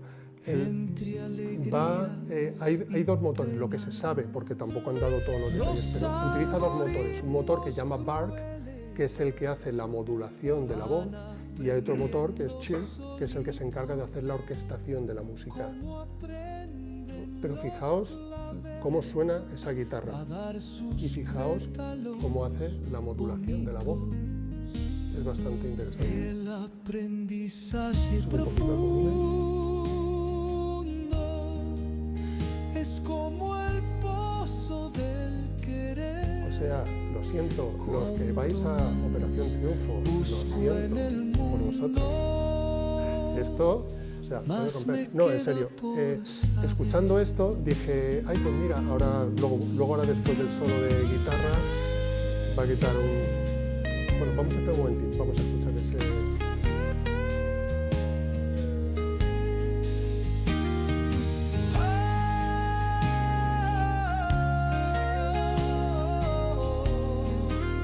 Entonces yo cuando escuché este grito, de repente dije, date.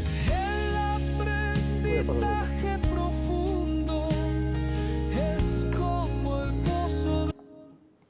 Cuando escuché eso dije, ¿y si le pido que cante flamenco? Digo, ¿sería capaz de hacer cantejondo? Entonces probé con Suno y la verdad es que no, o sea, me hacía una rumba. Digo, no, coño, vale, sí, flamenco, pero no. Y dije, me voy a la otra, me voy a audio, a ver qué me haría, le doy la misma letra y aquí le explico, oye, hazme cantejondo, cante minimalista, una guitarra, no sé qué.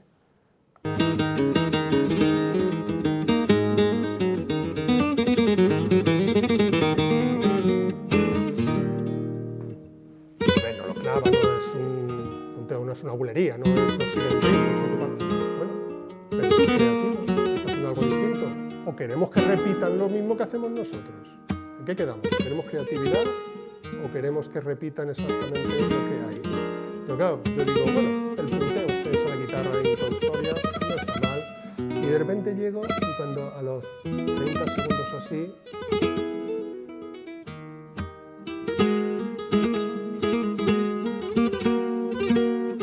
Para cuando tenía que ponerme así la mesa.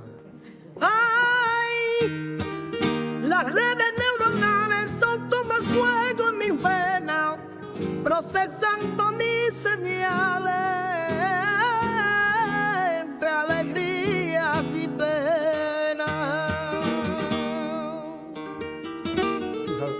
No le he dicho que imposte un acento, es por el entrenamiento. La otra no se habrá entrenado absolutamente con nada de música flamenca.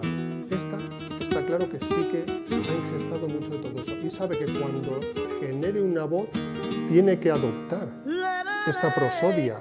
O sea, ¿para qué me dices lerele? Los algoritmos crueles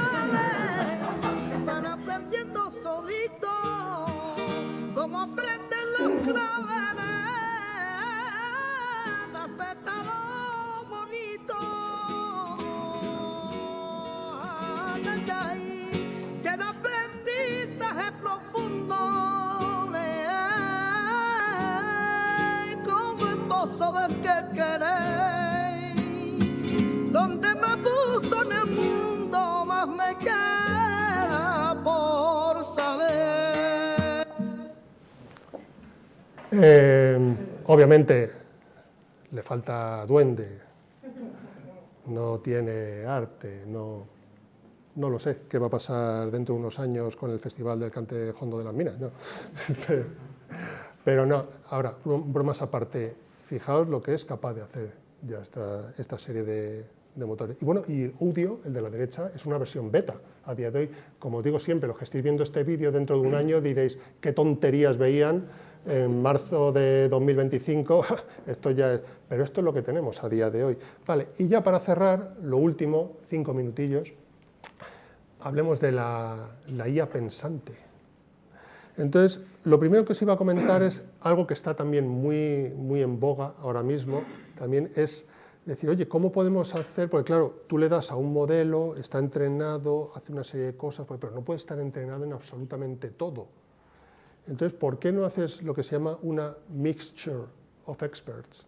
Agarrar modelos entrenados, especializados en distintas maneras y como el chef no está haciendo él solo todos los platos, le va repartiendo a distintos cocineros, oye, tú eres el especialista en hacer salsas, tú sabes hacer esto, tú haces lo otro, tú haces lo otro, entre todos vais generando y luego yo acabo y emplato, ¿de acuerdo? Y junto todo eso. Entonces esto es algo que está pegando ahora muy fuerte en todos los modelos de inteligencia artificial que hay.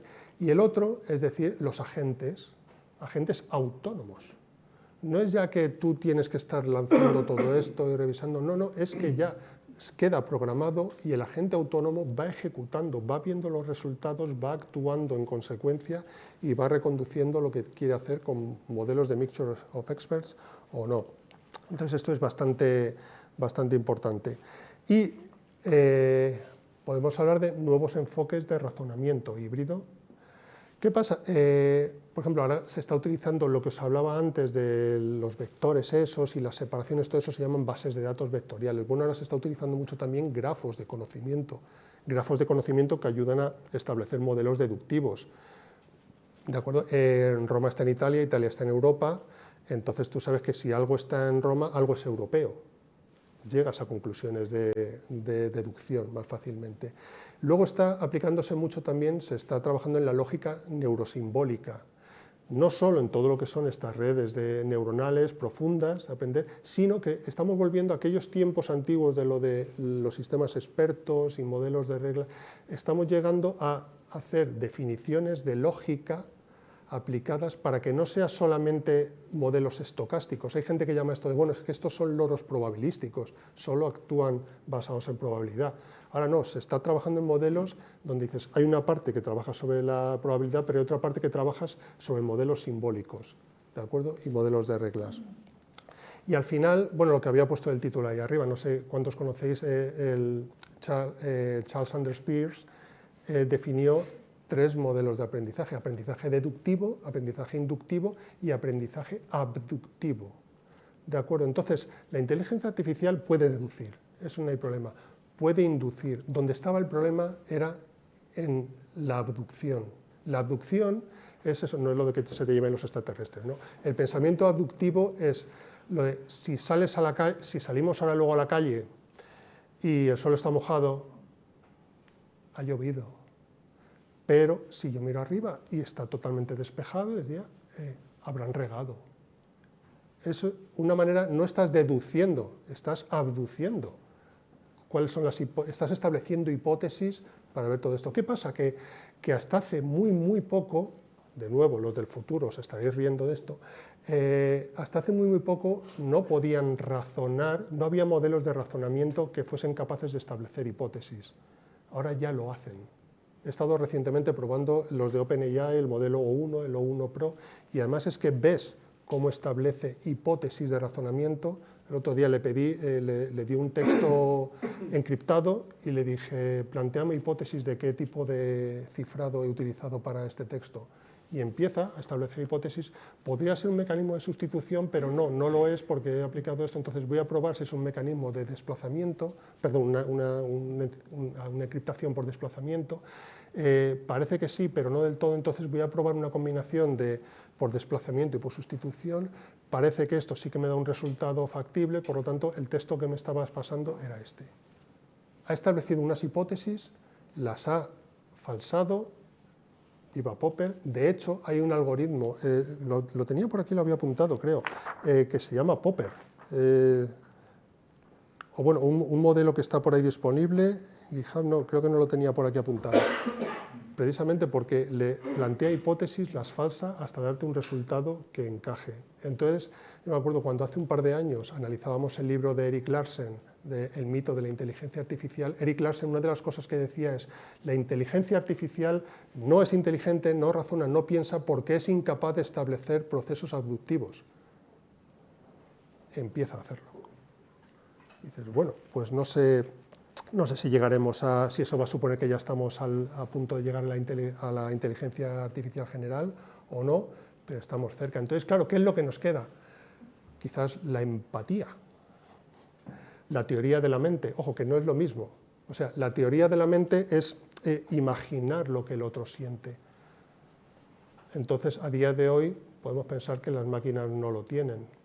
Podemos pensar, sí, bastante. Pero fíjate, por ejemplo, los córvidos sí lo tienen. Los córvidos no tienen neocórtex, no tienen un lóbulo prefrontal, pero ellos, por convergencia evolutiva, ellos tienen un dorsal ventricular, perdón, una cresta ventricular dorsal que hace el mismo efecto que nuestro neocórtex.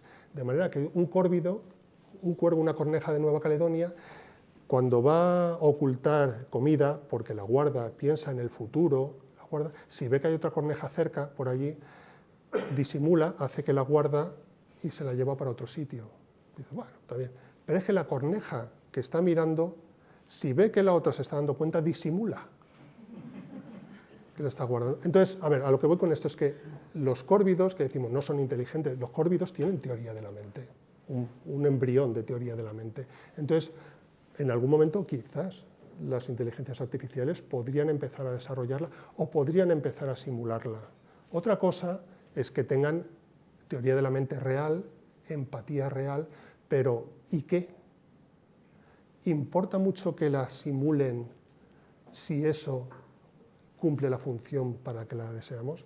Entonces, para esto os he traído, os voy a poner ahora otra vez otro audio de una persona fascinante que conocí, la CEO Natalia Rodríguez, casi lo digo mal, la fundadora y CEO de Saturno Labs, que desarrollaron algo, no es la imagen esta que veis aquí, también generada por inteligencia artificial, pero desarrollaron un cacharrete para acompañamiento de personas mayores que viven solas o que incluso que viven en residencias, pero bueno, que le hacen monitorizaciones, le pregunta de vez en cuando, hay un cuerpo de psicólogos detrás en la empresa. ¿De acuerdo? Entonces, ese avatar, esa inteligencia artificial interactúa con la persona mayor y le recuerda las pastillas, le pregunta qué tal se encuentra. Entonces, es muy curioso porque una de las personas del grupo de prueba, que era una abuela de una de las personas del equipo, le pidió a su nieta, dice, oye, me gustaría enviar un mensaje a la señorita esa que me habla. Escuchadlo.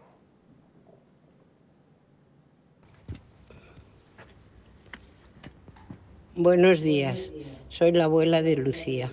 Solo era para agradecerla los resúmenes que me da en el audio. Y la voz que tiene usted, perdón, pues es muy agradable. Me da una paz, me da una seguridad. Y hay días pues que lo paso mal, pero hay otros días que lo oigo muchas veces y estoy muy agradecida. Así que muchísimas gracias por la labor que está haciendo, que es impresionante, por lo menos para mí. Aunque hay muchas veces que me sale porque tengo el día mal, porque tengo a lo mejor algún problema pues por mi marido, porque bueno, ya lo habrá contado Lucía. Entonces, muchísimas gracias, que Dios la bendiga y que me gusta muchísimo su voz y me da mucha serenidad. Gracias y un beso.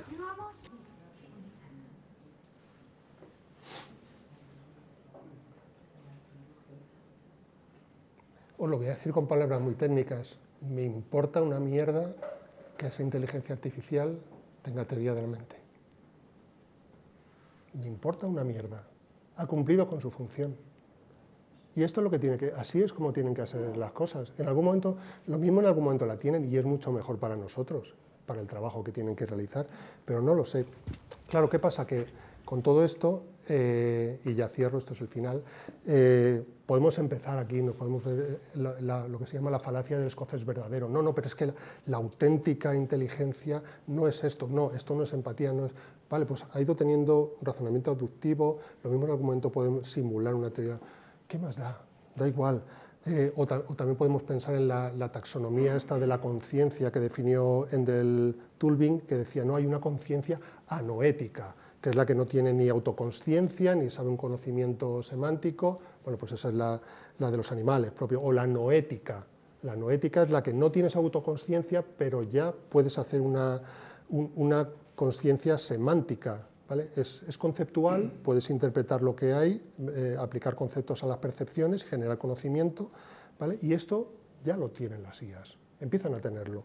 Otra cosa es que lleguen o cuando lleguen a la conciencia autonoética, ¿vale? Porque eso ya es la autoconsciencia reflexiva, es sentirte, saber que tienes una propia vida, que eres alguien, o la cronestésica, como la definía él, ¿no? Que dice ser consciente de la existencia de uno mismo en el mar subjetivo del tiempo. Pues bueno, no sé, ¿la tienen? ¿No la tienen? ¿La tendrán? No lo sé, tampoco me importa demasiado. Aquí tenía una cita de William Blake, que me resultó curiosa también, del matrimonio del cielo y el infierno, que decía aquello de: siempre he advertido que los ángeles tienen la vanidad de hablar de sí mismos como de los únicos sabios. Hacen esto con una confiada insolencia que brota del razonamiento sistemático. Entonces no sé si nosotros quizás actuamos como ángeles y queremos dar patadas y pensar que esto no va a llegar nunca, porque pensad un momento, el día en que llegue, si algún día ocurre esto, habremos hecho de barro, de silicio, habremos creado un ser a imagen y semejanza nuestro. Eso son palabras mayores, ¿de acuerdo? Entonces, bueno, y eso no tiene por qué significar nada malo, ¿de acuerdo? Porque Ethan Mollick, en su libro Cointeligencias, al final decía que el fin de la dominación humana no tiene por qué significar el fin de la humanidad. Puede ser positivo para nosotros. Puede ser lo que llamaba Tolkien la eucatástrofe. Es una catástrofe, se ha acabado algo, lo típico de las historias, muchos cuentos de hadas, y al final se produce una catástrofe, pero es una catástrofe positiva, que da lugar a un mundo mejor. Entonces, bueno, no sé, lo que sí que decía Ethan Mollick en su libro es que quizás tenemos que buscar eso de forma activa, porque si no lo hacemos, si no estamos preparados para eso, entonces quizás se produzca la catástrofe, porque no hemos pensado que todo eso podía ocurrir por nuestra inacción. Entonces, bueno, espero que os haya resultado interesante, o como os digo, os doy las gracias por haber venido, las gracias por haber prestado tanta atención, las gracias a la Fundación Sicómoro por haber estado aquí, y también daros las gracias porque debido a tener que haber preparado esta charla, he aprendido un montonazo. Es verdad, así que gracias a vosotros.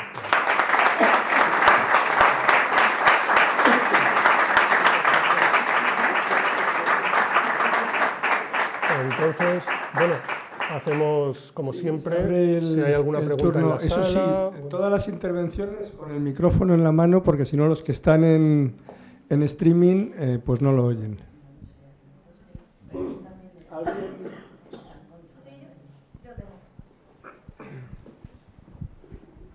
Nada, sencilla, la pregunta. ¿Hemos estado entrenando a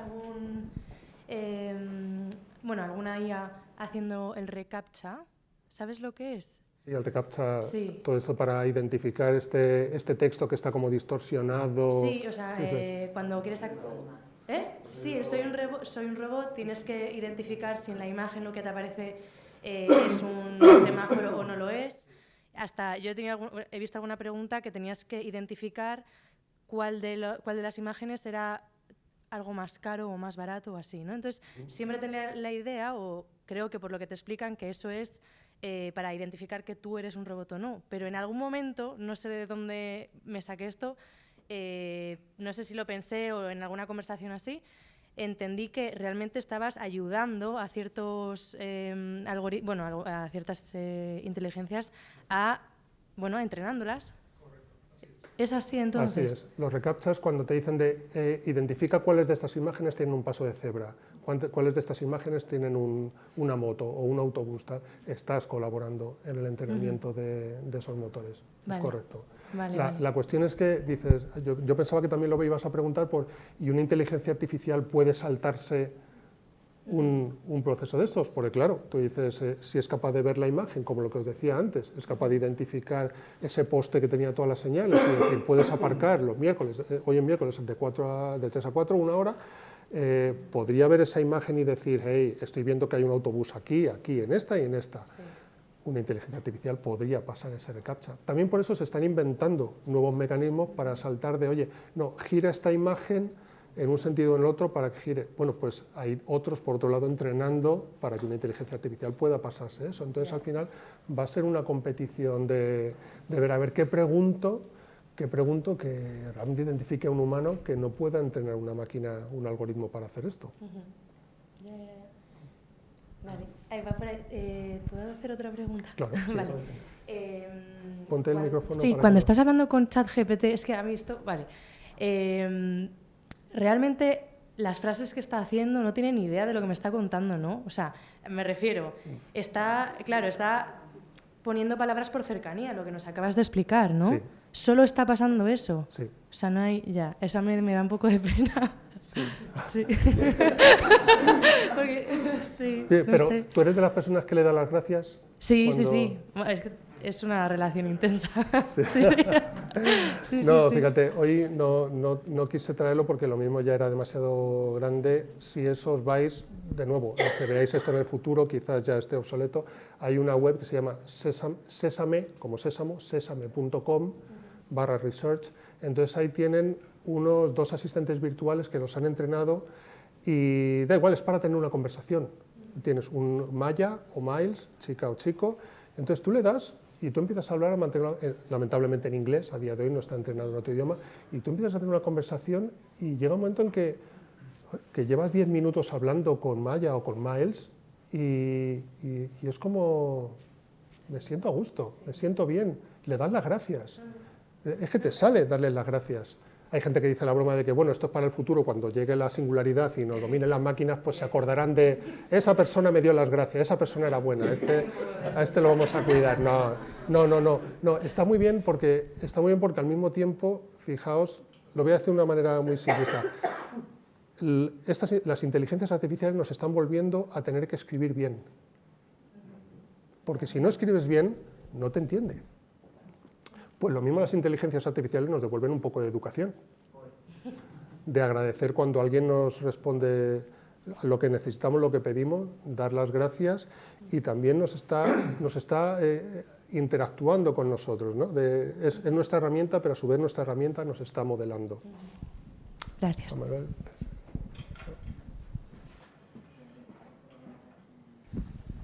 Bueno, mil gracias, Fernando, por esta magnífica presentación.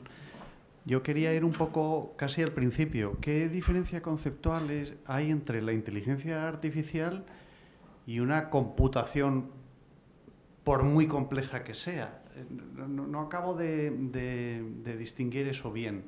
O sea, alguna de las cosas que has contado, sobre todo al principio, no lo de la canción y tal, que eso me ha parecido fascinante, ¿podría ser simplemente computación y no inteligencia artificial? ¿O estoy súper confundido? No. A ver, tienes razón, hay una parte, a ver, la frontera es según donde quieras definir que empieza esto.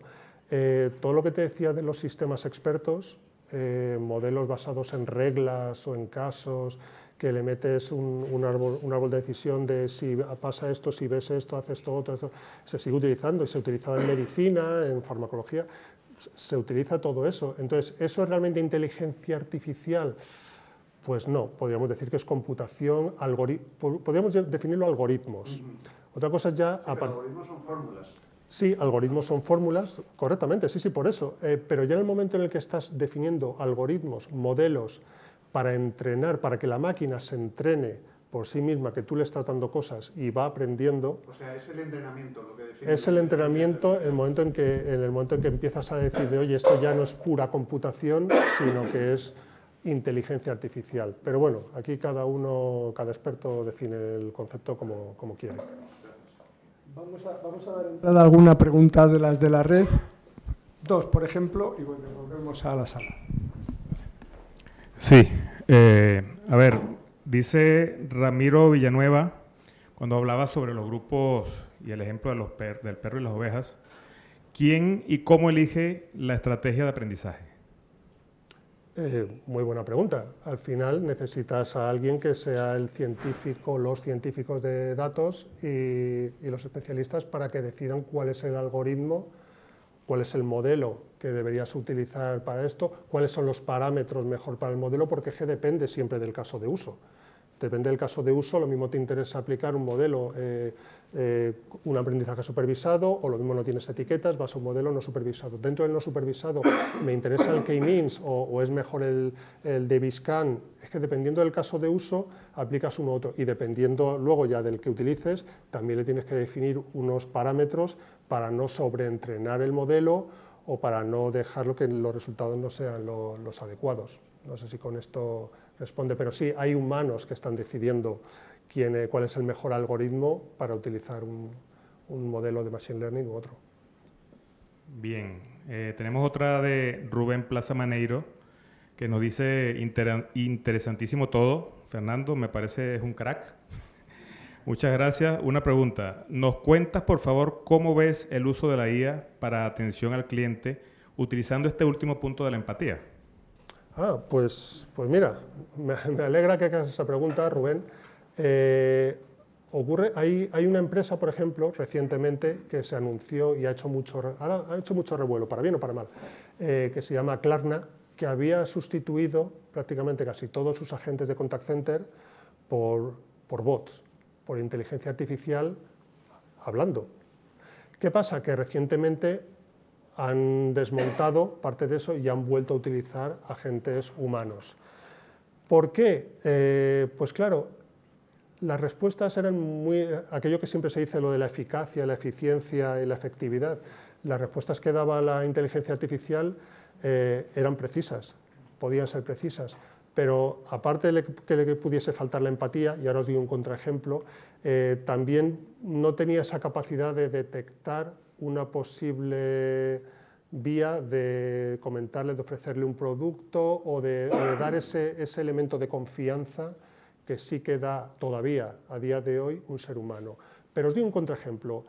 Hay artículos científicos revisados por pares que lo que definen es que se ha dado a gente que no sabía quién le estaba respondiendo, le han dado respuestas que daban médicos reales y respuestas que daba GPT, ChatGPT. Bueno, pues el porcentaje de los que pensaban que la respuesta que daba GPT era más exacta y más amable era mayor de la que daban los médicos, lo cual nos deja muy mal a veces como humanos. ¿De acuerdo? Entonces, quizás eso es lo que digo. No sé si en el futuro, por lo que pagarán los clientes, será por interactuar con una máquina o interactuar con un ser humano, porque lo mismo en algunos casos prefieren interactuar con la máquina, dependiendo del contexto, como siempre pasa con la vida. Sí, hablando de aplicaciones prácticas, a mí me gustaría entender la diferencia entre un asistente virtual, el que está en el móvil, entre Siri y ChatGPT. ¿Por qué? Porque con Siri tú le puedes decir, Siri, llama a mi madre, y te llama. Sin embargo, ChatGPT no te hace eso. ChatGPT te cuenta todo, es súper listo y te trae toda la información. Pero, ¿por qué todavía no han confluido? ¿Por qué todavía ChatGPT, aparte de todo lo que hace, no puede hacer acciones como eso que dicen, resérvame un restaurante para 7 personas en tal sitio? ¿Por qué no puede hacerlo? Cuando el asistente, hay asistentes que sí pueden hacerlos, ¿no? Por poder hacerlo, puede hacerlo, si montas la extensión adecuada para que lo haga. Es lo que os estaba comentando antes de una cosa, son los agentes autónomos, que incluso debería poder hacerlo en un momento dado en tu nombre. Por la mañana, tú imagínate, más hipotético, tú por las mañanas antes de que me levante me vas a calentar el café, porque también tengo una cafetera que está conectada por internet y no sé qué. Entonces, que la inteligencia artificial te caliente el café, te haga una cosa, te haga otra cosa, eso sería un agente. A día de hoy no puede, pero tú si le dices al asistente, bueno, no voy a decir la palabra porque lo mismo activo el asistente de Google de mucha gente aquí, pero si tú le dices la palabra a Google para esto, yo muchas veces voy conduciendo y le digo, llama a Susana o llama a mi padre, y eso lo hace. Hay veces que le digo, oye, pon en Spotify esta canción, y eso ya lo hace.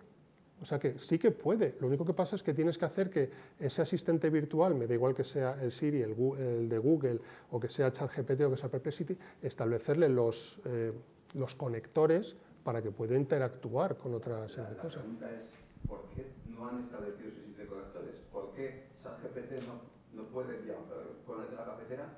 ¿Y por qué Alexa, que sí que que sí que podría ponerte la cafetera, no actúa como una inteligencia artificial? ¿Por qué no lo integran? No, porque todavía, a ver, muchos de estos asistentes, de hecho pasa con Siri, pasa con Alexa todavía, hay muchos de ellos que son redes neuronales recurrentes, no aplican todavía esos modelos que decía de agentes, pues porque todo esto cuesta mucho dinero y alguien tiene que pagarlo. Los entrenamientos, mira, por eso lo que os decía también cuando hablaba de los modelos fundacionales, entrenar un modelo fundacional cuesta muchísimo dinero, consume muchísima energía. Entonces, por eso por lo que decía que antes que reentrenar un modelo entero, lo mismo te interesa aplicar una serie, o lo del RAG para introducir la información por delante, o lo de aplicar LoRa y congelar una parte y entrenar solo un subconjunto, porque así puedes hacer entrenamiento, puedes hacer cosas, pero no con el coste que te supone toda esa necesidad. Entonces, pero vamos, te digo yo que no va a tardar nada. Lo que decía siempre, los que estén viendo el vídeo en el futuro se reirán de qué cosas decían ahí en marzo de 2025. Sí, verdad, y le hablarán al coche y dirá al coche, pues sí, la verdad. Vaya cosas que decían, ¿no? Sí, Carmen, dime. Muchas gracias, Fernando. Te voy a preguntar otra cosa, pero solo comentar el tema de la empatía, que sabes que es un tema que hemos comentado una vez. Si metiéramos a la IA en una consulta, a ese personaje me refiero, no le dirían que es un ser empático, le dirían que es un psicópata manipulador. Eso lo dejo solo ahí, eso podríamos desarrollarlo.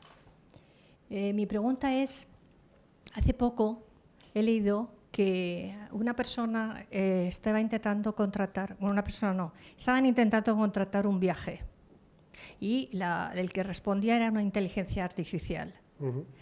En un momento determinado, la inteligencia artificial se dio cuenta que el que le estaba preguntando era otra inteligencia artificial. Y en ese momento le dijo, bueno, si no te importa, hablamos en nuestro lenguaje máquina. Y a partir de entonces nadie entendía lo que estaban diciendo. Seguramente sería para optimizar energéticamente lo que fuera, ¿no? Las redes. Pero ¿no serían en un momento capaces, y ya vuelvo otra vez un poco al tema emocional, ¿no? o psicológico, que pudieran introducirse ahí también, decidir, como hizo Hall en la película famosa, que bueno, vamos a hablar de lo nuestro y nos vamos a inventar un lenguaje para que además no nos pueda entender nadie? Sí. A ver, pero bueno, yo te he complicado la vida, pero... No, pero forma parte también de cómo se entrena. Al final, muchas veces volvemos con esto a las famosas las leyes de la robótica, aquellas de Asimov, que lo que comentaba de lo de la programación neurosimbólica, tú también puedes establecer una serie de parámetros de controles. Este ejemplo que estabas diciendo de lo de las dos inteligencias, los dos asistentes virtuales que se dan cuenta que están hablando con otro asistente virtual y dicen, oye, vamos a dejar de hablar de manera tan enrevesada como hablan los humanos y hablamos de manera más directa entre nosotros, que va a ser más rápido, que va a ser mejor. Si visitases alguna vez en un banco una mesa de tesorería, por ejemplo, dirías, esos son extraterrestres, ¿qué están hablando entre ellos? Porque después la manera en la que se transmiten las órdenes de tesorería y de brokers es que ni te enterarías, pero es por pura eficiencia. Entonces, ¿significa eso necesariamente que vayan a decir vamos a hablar un lenguaje secreto que nadie nos entienda? ¿Para qué? Pues bueno, está en nuestra mano ponerle el control, pero no tenemos por qué asumir, porque ¿qué ganan ellos con hablar de una manera secreta cosas malvadas a nuestras espaldas? Pues lo digo por lo de la psicopatía manipuladora.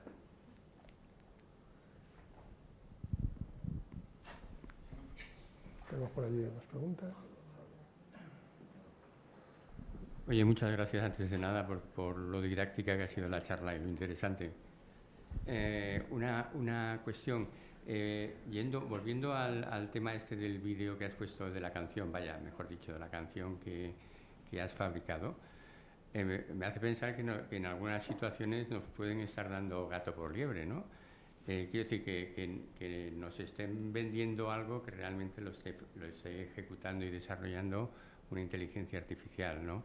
Y hay formas de identificar que realmente es la canción que nos has puesto se la ha desarrollado la inteligencia artificial y no un cantante de cante hondo.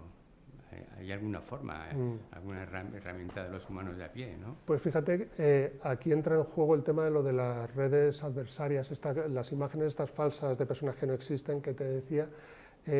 Tú a día de hoy, me voy un momento al tema del texto. Cuando empezó a salir todo el tema de esto de los chat GPTs, decían, oye, ¿cómo sé yo que una tesis doctoral, que un documento que me está entregando un alumno, está hecho en GPT? Bueno, pues se desarrollaron motores basados también en inteligencia artificial para detectar que eso estaba hecho por una inteligencia artificial. ¿Qué pasa?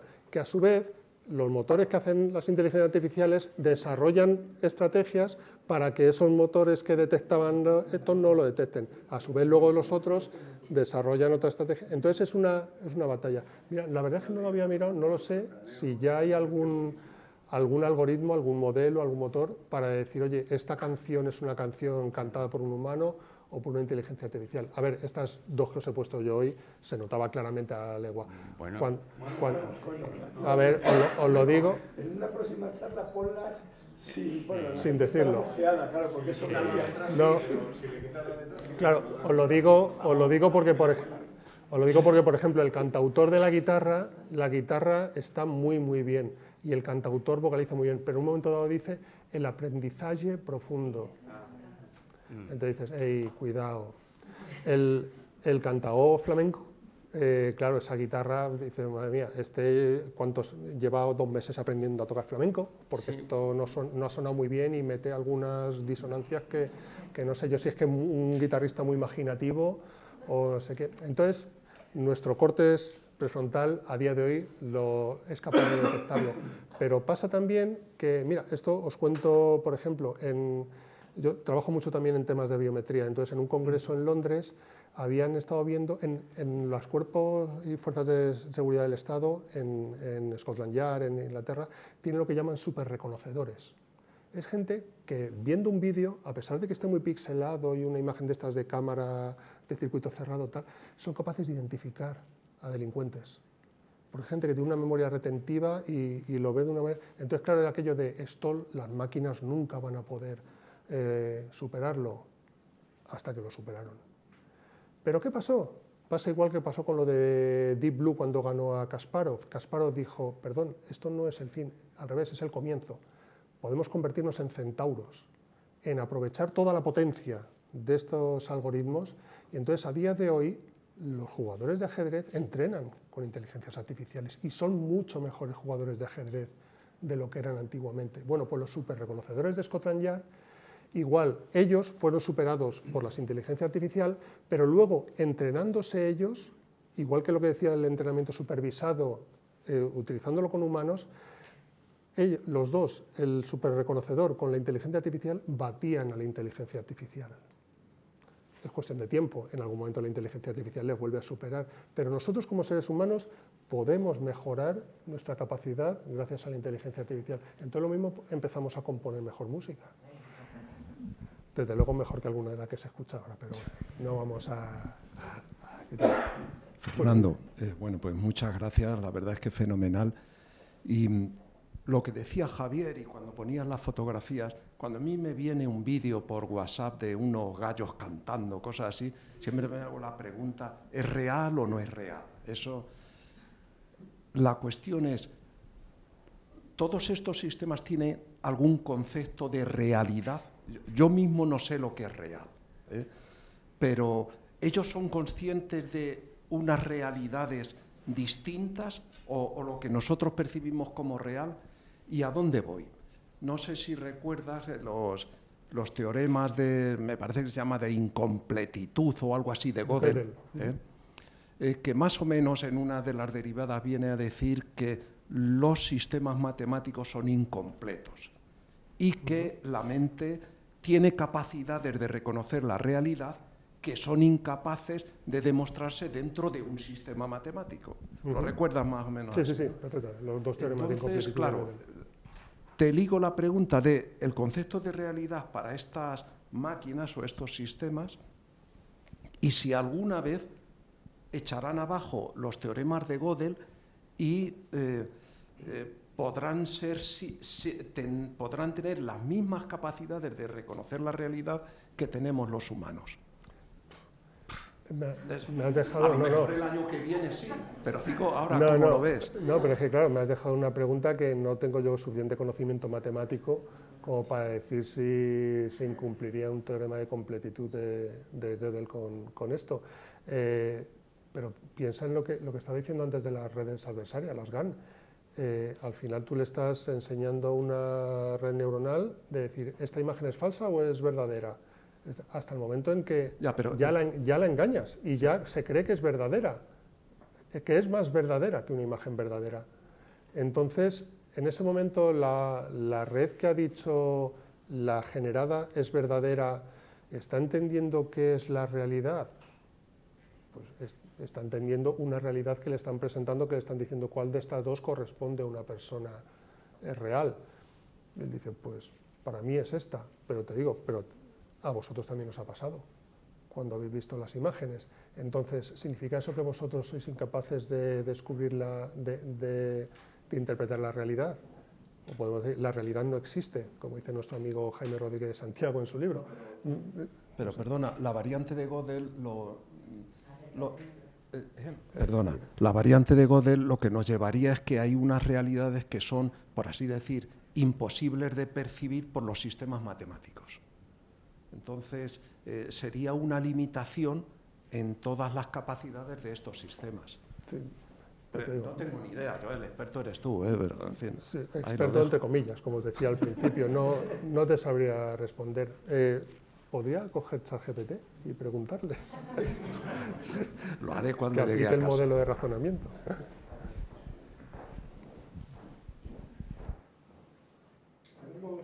Tenemos otra pregunta por el chat. Bien, bueno, comencemos por acá un comentario de José María Fuster, nuestro director.